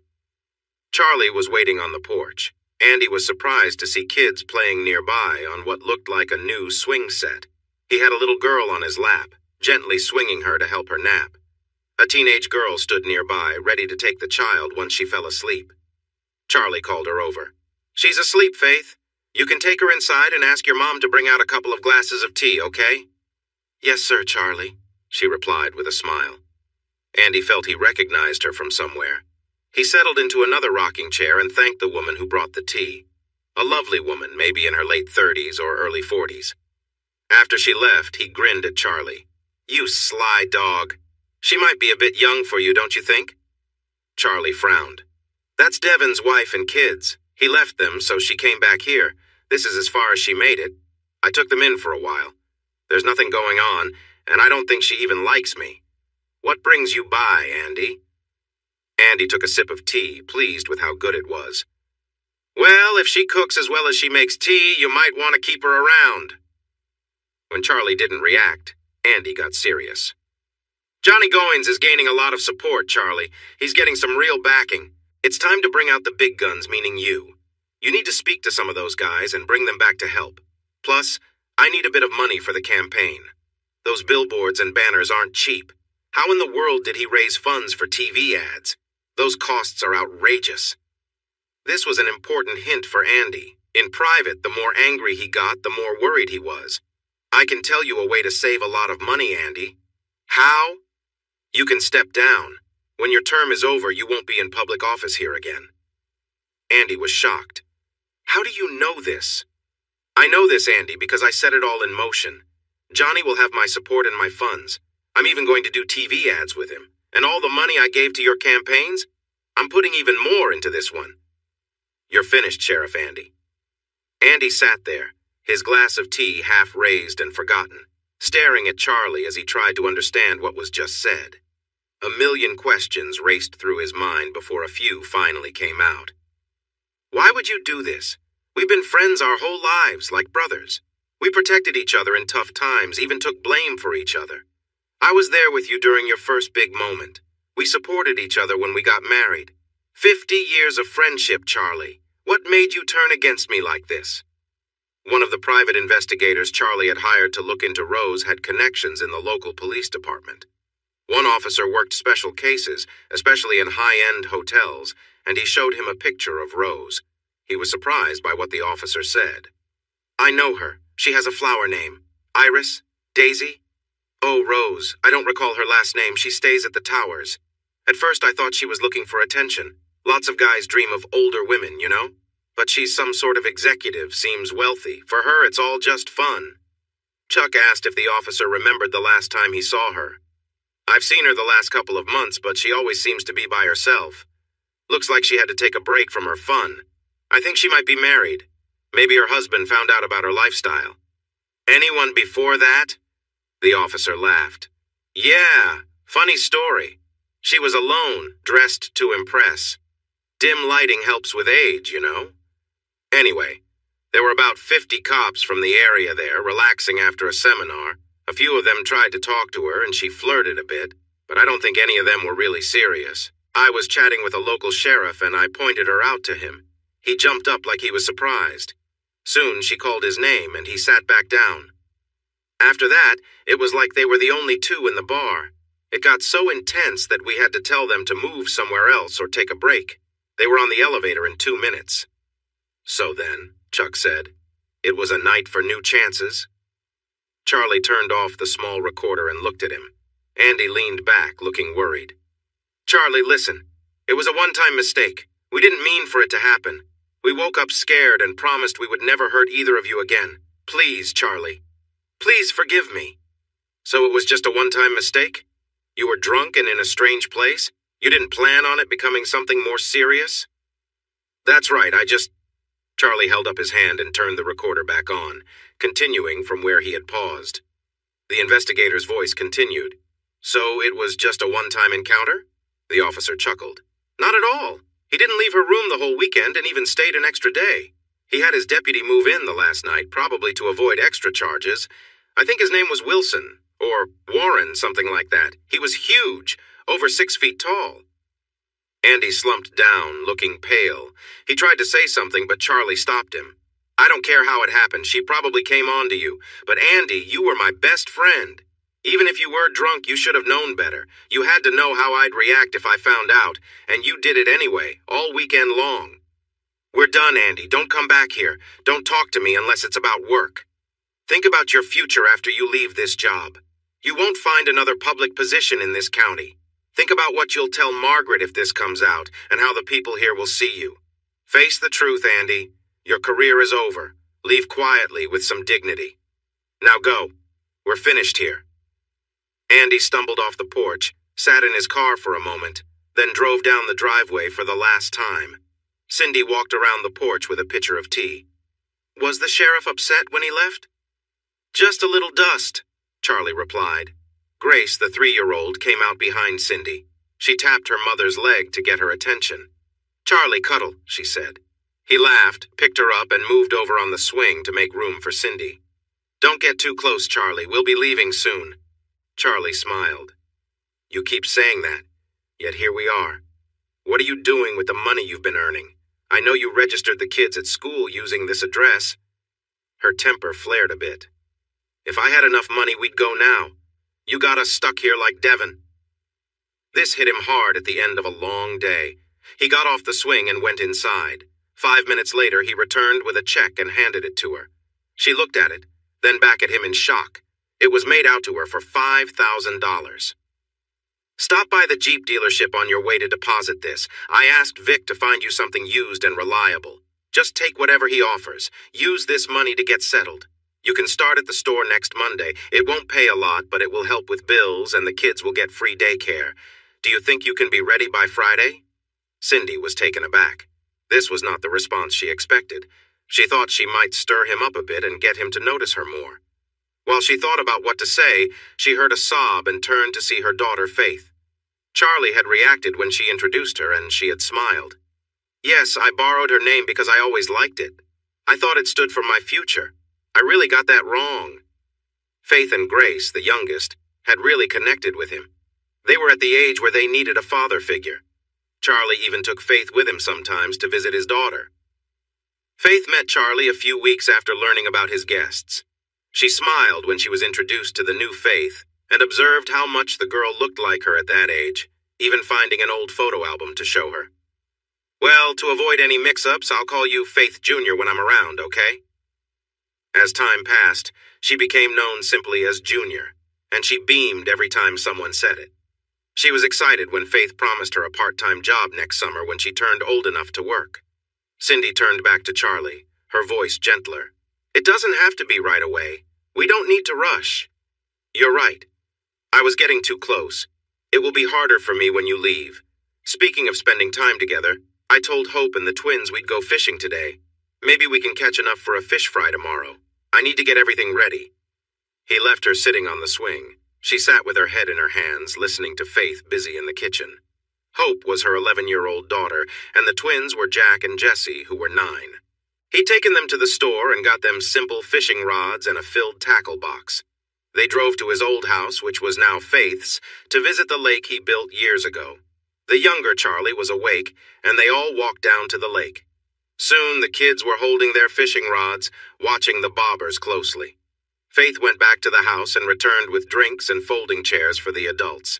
She was the only one who got to sit and relax while both Charlies kept busy baiting hooks and taking off fish, patiently teaching the children. They stayed for 2 hours, catching plenty for the fish fry. The twins teased Hope because they caught more fish, saying girls couldn't fish as well as boys, but then Hope's rod started to pull down hard. After 20 minutes of coaching from both Charlies, Hope landed an 8-pound catfish, which was much bigger than what the boys had caught. Faith recorded everything on her phone. Faith, a senior, suggested they have the fish fry at her house since they had done all the work catching the fish. She noticed her father's worried look and pulled him aside. "It's time to let go of the past, Dad. Let's make some new memories. Bring the rest of our family by tomorrow and let them enjoy the patio. In a few years, you'll remember moments like when Jessie had too much ice cream, or when you watched your first grandchild take their first step. And you'll see that Junior and Hope have grown up." He smiled, but soon looked serious. "That's a nice thought, but they're moving out soon. It's for their own good. She's a young woman, and she needs to find someone her own age." Faith playfully hit his arm. "What was that for?" he asked, surprised. "For not seeing what's right in front of you. They talked to me, you know. Cindy even called to ask you about your favorite foods. Have you noticed how great your meals always taste? Junior told me about their struggles. Devin wasn't a good husband or dad. They were desperate, and they found you just when you needed each other. Now you need to move on. Embrace the future. You've always wanted a big family, Dad, and look, God gave you one. Are you really going to turn away from that gift?" He stood there, amazed. "Really?" Faith gave him a gentle push towards the door. "Go get the kids and bring them home. We'll handle the fish and prepare for the fry. And Dad, I want the whole family there, okay? Every single one of them. You can bring Cindy along if you need to." She cuddled up to him as she used to when she was little. "Daddy, I have a surprise for you tomorrow. I hope you'll like it." He gathered the kids in the truck, curious about what the surprise could be.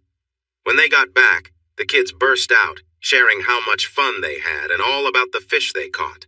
Hope felt proud when they showed the catfish on Charlie's phone. The boys proudly declared they caught even more crappie, so it was a fair trade. Hope chose to smile instead of arguing. After their baths and dinner, the kids went to bed. Cindy held Grace next to Faith, then went to find Charlie, discovering him in his favorite spot on the porch swing. "Charlie, can we talk?" she asked. He patted the spot next to him, and she sat close, almost by accident. "Let me share some feelings, Charlie, and please hear me out.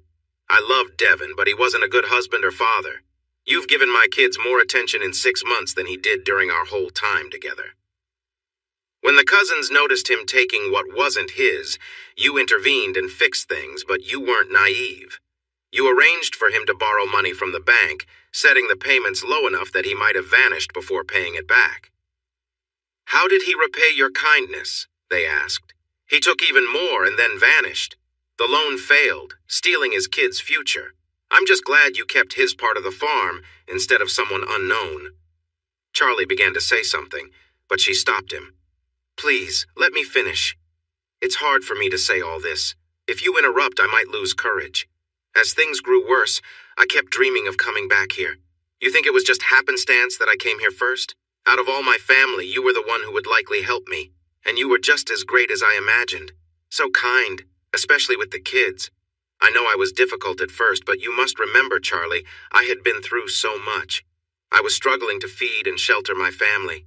I felt embarrassed to rely on your generosity. When I told you I needed work, you began paying me to help around the house. How was that fair? You keep things so tidy. Cleaning up after you was easy compared to managing 5 kids. She held his hand tightly. Somewhere along the way, Charlie, I realized there are still good men out there, and I was lucky enough to be with one of the best. I watched you with Grace, how you engaged with Faith and answered her many questions, how you supported Hope, and how you treated the boys. Those kids would be lost without you. She took a deep breath, knowing the next part would be difficult. After all she had faced, if he turned her away now, she would lose all confidence. And as I watched you, Charlie, I understood that I wanted those kids to be with you as long as possible, because that's how long I wanted to be with you. I love you, Charlie. Did you hear me? I love you. Not as a mentor or father figure to my children, but as a partner. I'm not like my past. When I love, I give everything to my partner. I'm here, asking you to let us stay with you, at least until we see if we have a future together. And one more thing, she added. I don't care about our age difference. I'm 40 and you're 59. It doesn't matter to me. I don't want your money. Keep it. Give it to Faith as you should. Our future together will be enough. Connie leaned against him, feeling nervous as she waited. Charlie sat silently, making her anxious. "If that's true, why did you want to leave?" he asked. "Oh, Charlie, it hurt so much when you gave me that check. I didn't want to go. I wanted you to ask me to stay. I struggle with confidence, remember? I wanted you to take the next step. That's why I'm here now, trying to fix my mistake." He looked at her, his expression serious, and she feared she might have lost him for good.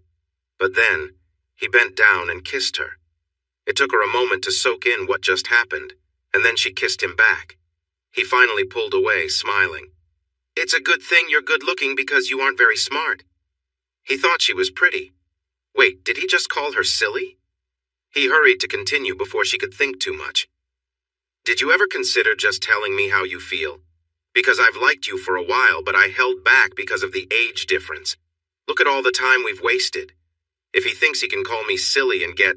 Wait, he feels the same way? I really care about this man."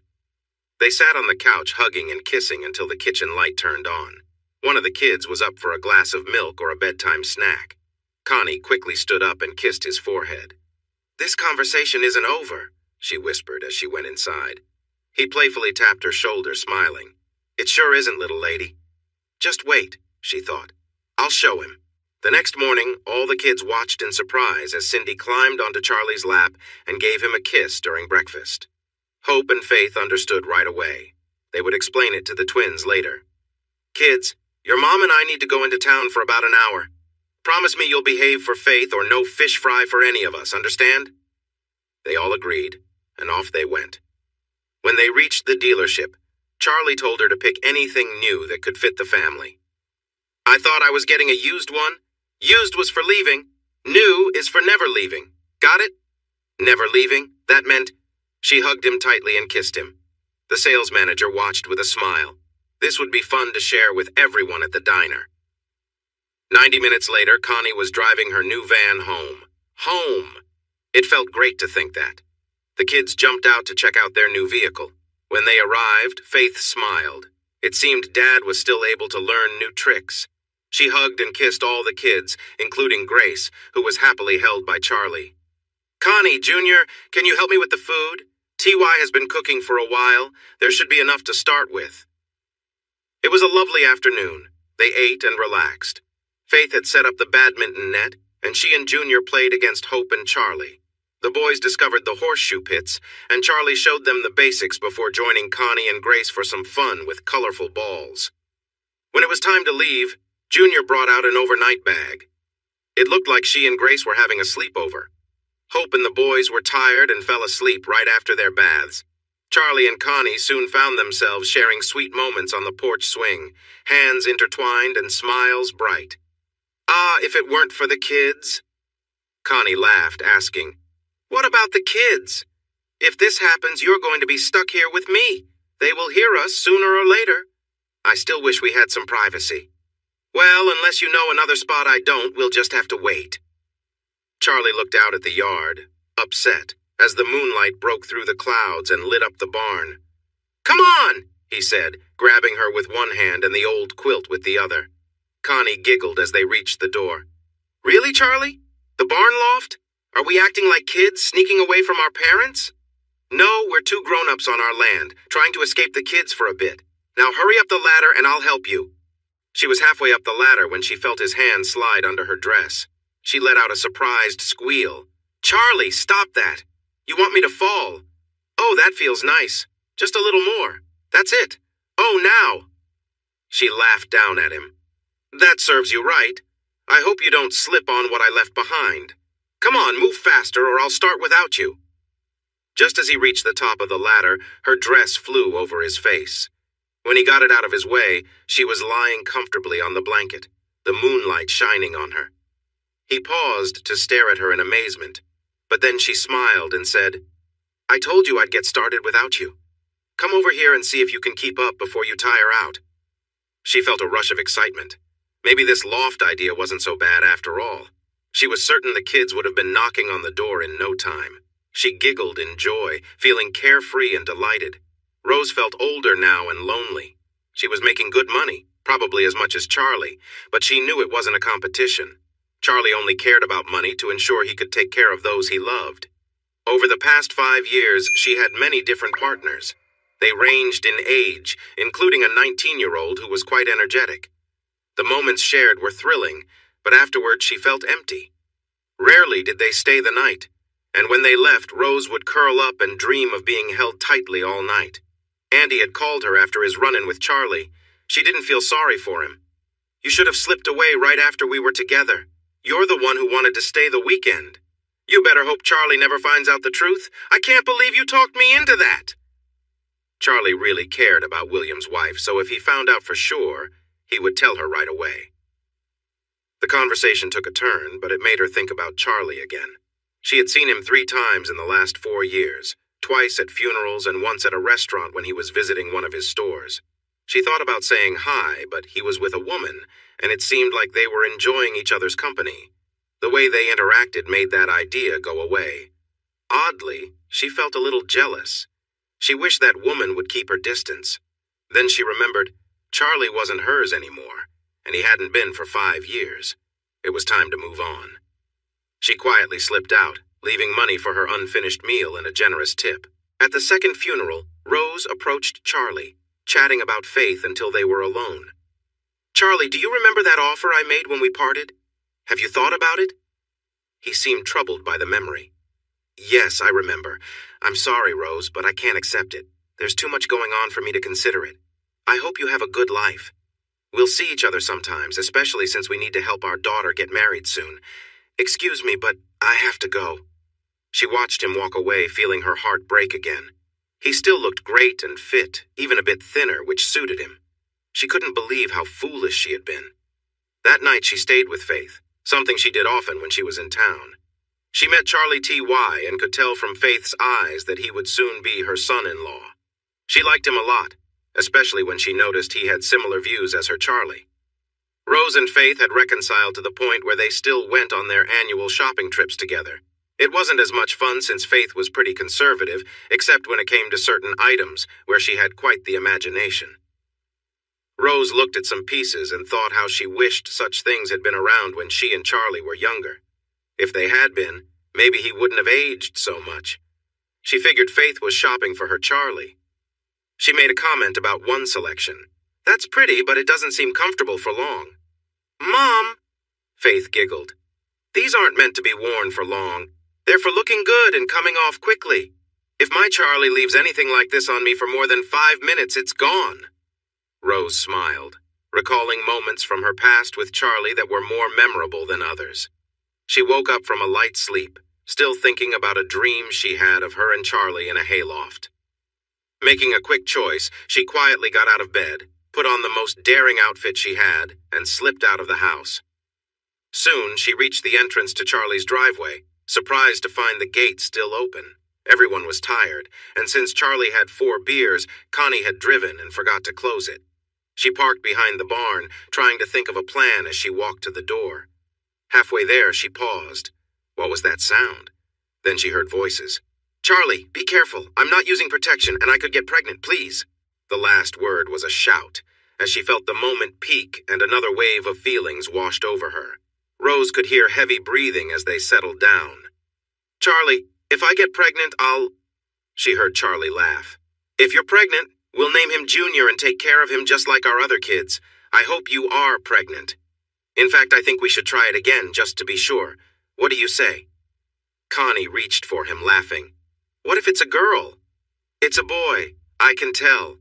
And if it's a girl, do you think naming her Faith the Third would be too much?" "Oh, Charlie, that feels amazing. Let's talk about names." "Ah!" Rose turned away, tears in her eyes, her dreams shattered, and drove home. She left the next morning without saying a word. 2 years later, she met Freddie, who was 6 years older but still healthy and attractive for his age. They connected and spent time together.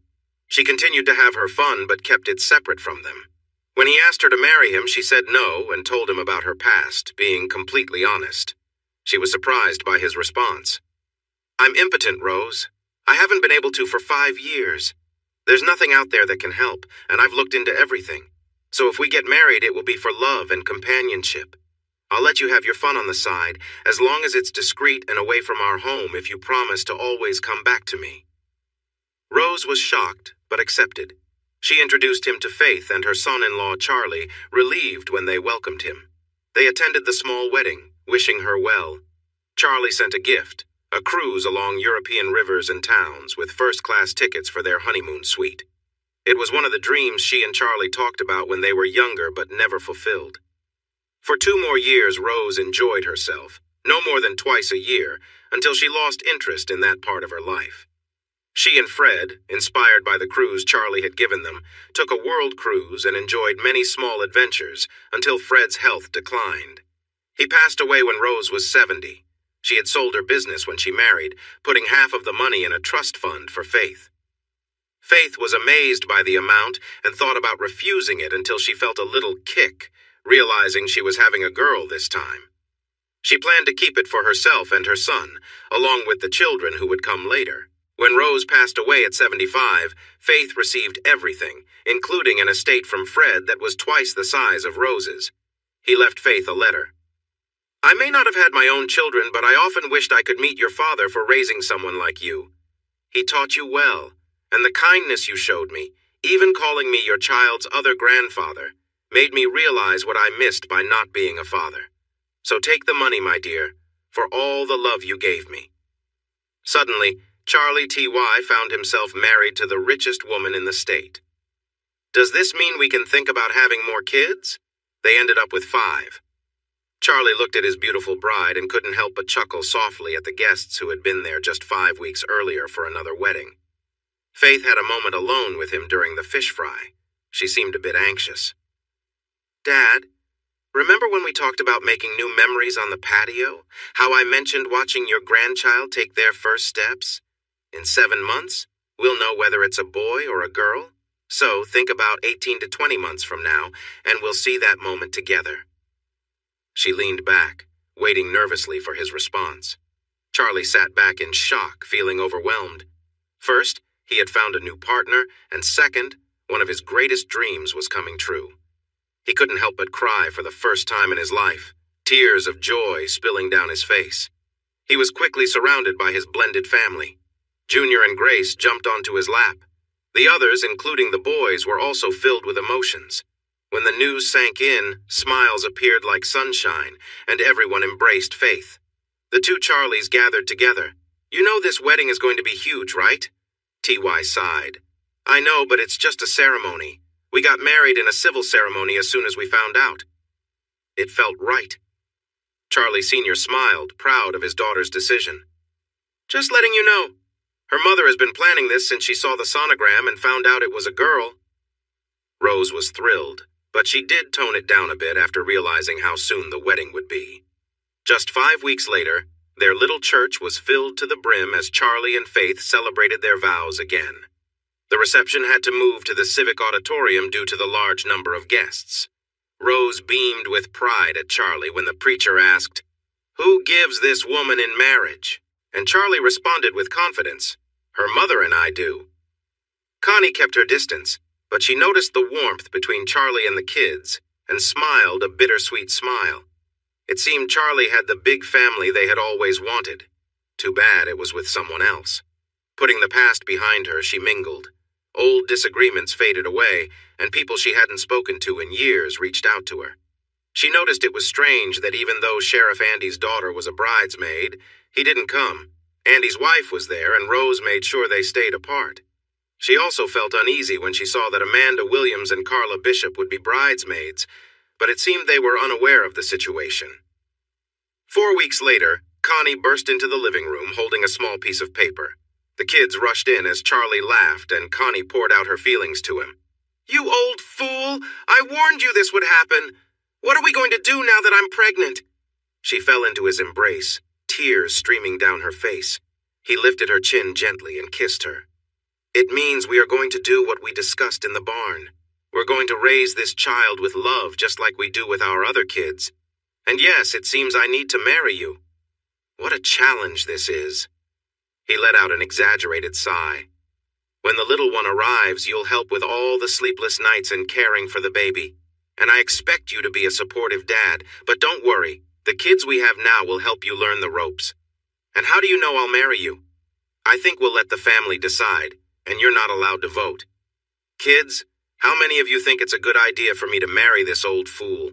Can you manage with him as he gets older? I know he's a bit on the older side, but he seems healthy enough.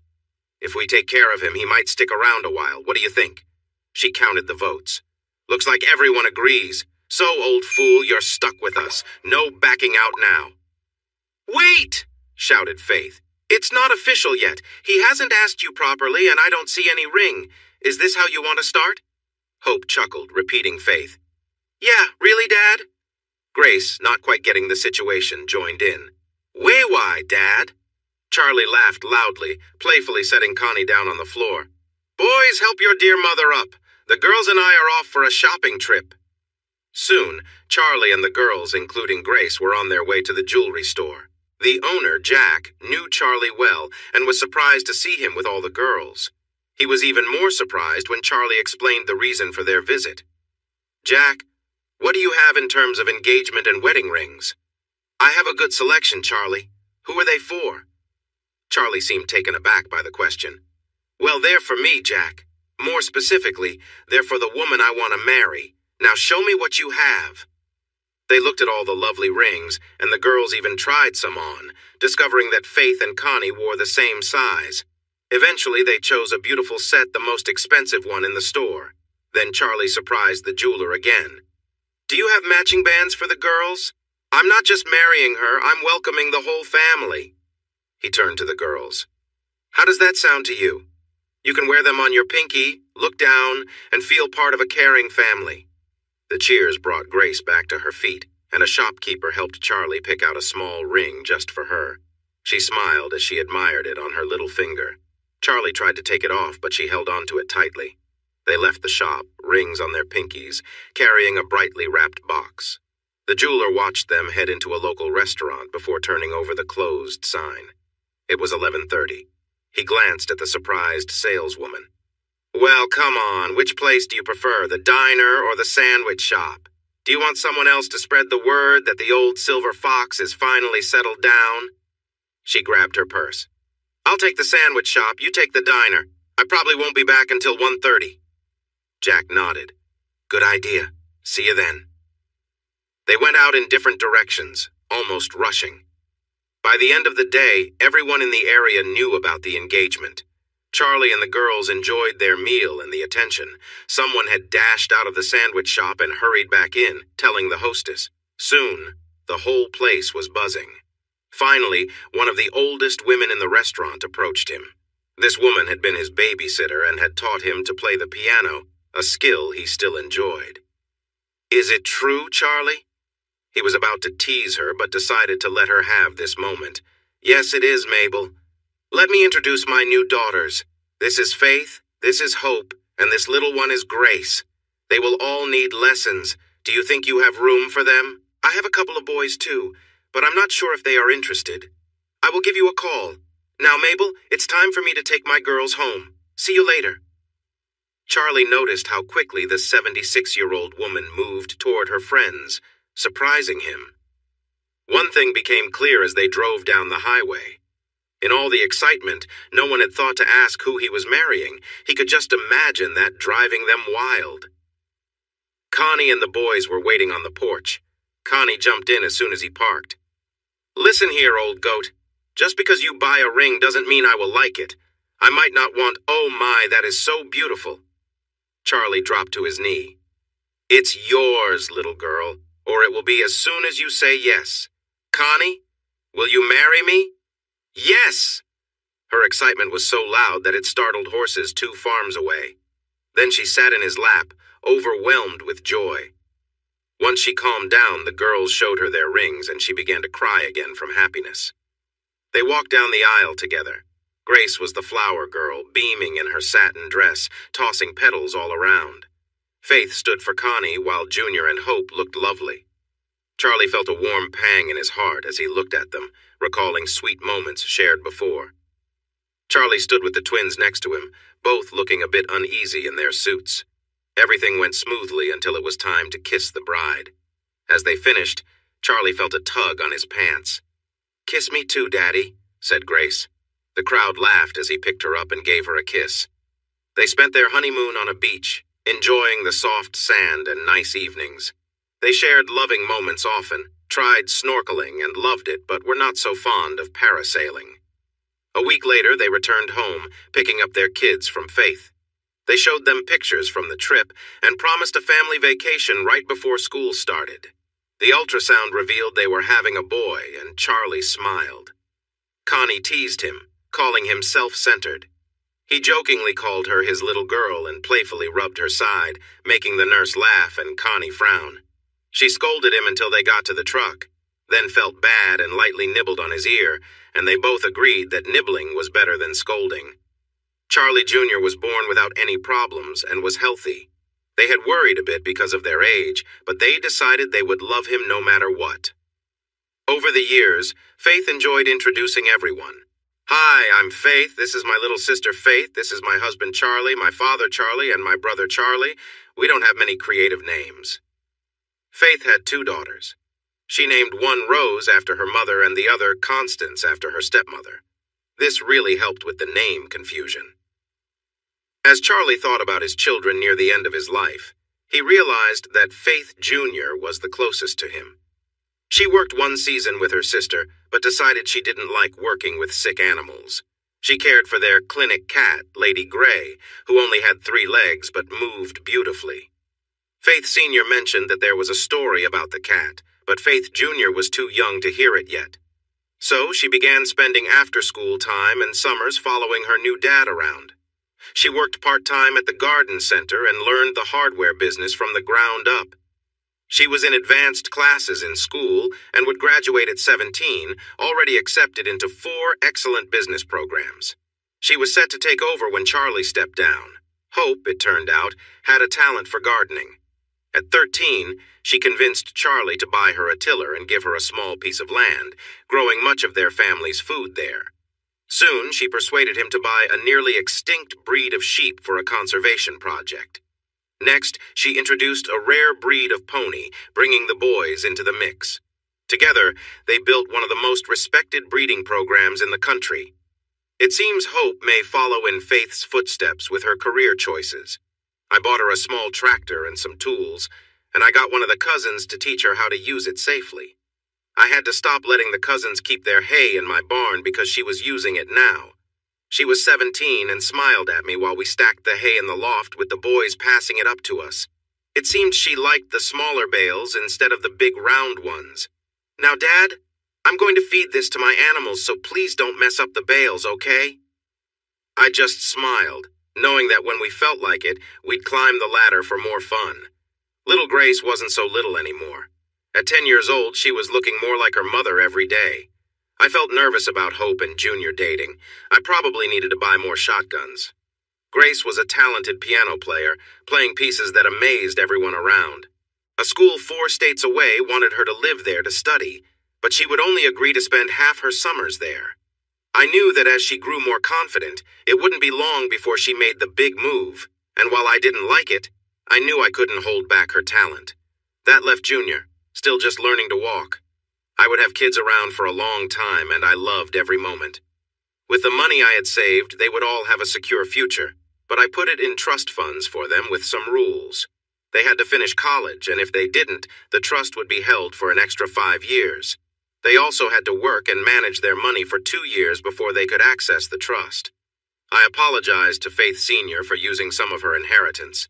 She laughed and said her mother would make up any loss, and she didn't want to stop her siblings from getting their shares. The truth came out a few years after Sheriff Andy lost his election and his wife left him. He started working for a private investigator 2 states away, earning good money, until he had to start paying alimony. He married again years later, but that marriage lasted only 4 years. He found out she was unfaithful while he was looking into someone else's relationship. He discovered that she was involved with a woman he was investigating. They divorced, and he never married again. When Amanda found out, she divorced him, not just for that, but also because she had caught him with another woman. This time, it was with an assistant district attorney. When a case fell apart due to the affair, the new sheriff fired him. Curiously, a year later, Amanda started dating John. He was 12 years older than her, but after she told Charlie about it one day at lunch, she smiled and said, "Apparently, older guys are more trustworthy." They got married when she was 38 and he was 50. Carla lived with her husband until he passed away 48 years later. She never remarried and retired as chief detective for the county. 2 years later, she came out of retirement to run for sheriff after John stepped down. She won her election and served 2 full terms before retiring from public life. Charlie passed away 2 months after his 79th birthday, only weeks after seeing his youngest son graduate from high school.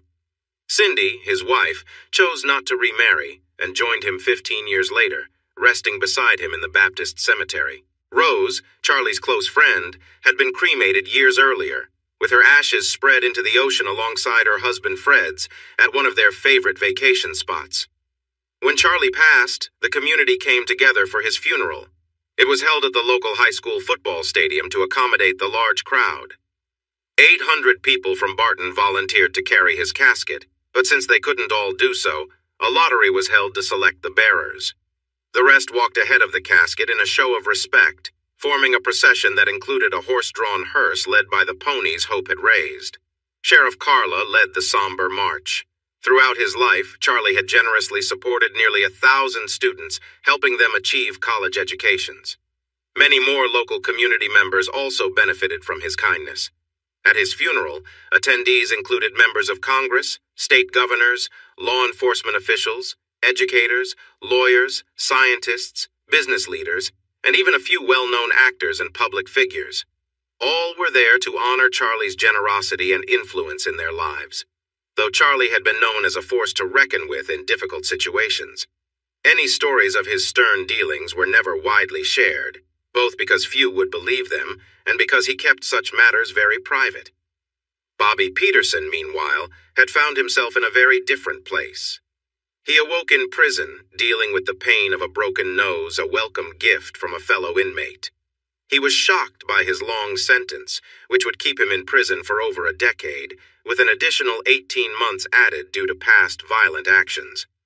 To make matters worse, he was sent to Rockwell, a facility with a tough reputation, where conditions were far from easy. On his first day, he found himself assigned to share a cell with a towering, intimidating man who quickly made it clear that Bobby's life in prison would be difficult. This cellmate informed Bobby that he was under strict rules. He was expected to follow directions without question. Bobby was now under his influence, left with little choice but to adapt to this new, harsh reality. Over time, Bobby faced the hardships of prison life, adjusting to his circumstances under the strict watch of his cellmate. "You need to show your new daddy how special you are." Bobby cried softly as he got ready, then knelt down and moved over. Charlie was right. He felt weak and almost fainted. After 6 months, Bobby had changed so much that people began to notice him more. His daddy sometimes let others spend time with him, and some even marked their signs on his skin. By the 5th year, there was hardly any space left for more marks. He had a new daddy by then, someone who had a way to keep him safe. This new daddy was kinder and didn't want to share him. Bobby, having been in that environment, fell in love. He felt very sad when his daddy had to leave. After 3 months of being passed around, he was freed early for good behavior. His father had stopped visiting him after 6 years, and there was no one waiting for him. As the crowd got smaller, he spotted his prison daddy, the one he liked, waiting for him. He rushed into his arms and they went home together. His daddy helped him change his appearance, getting him a few enhancements and helping him look his best. Bobby began to work at a cosmetics counter while also fixing motorcycles, and a year later they got married. So, in his own way, despite all he went through, he found happiness in the end.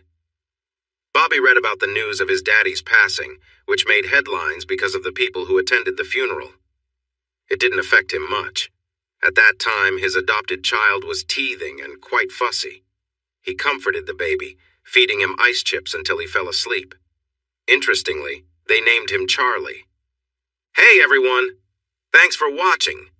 Don't forget to subscribe and turn on notifications so you won't miss any of the exciting stories we have coming up. What do you think about the characters in this story? Let us know in the comments. We'd love to hear from you.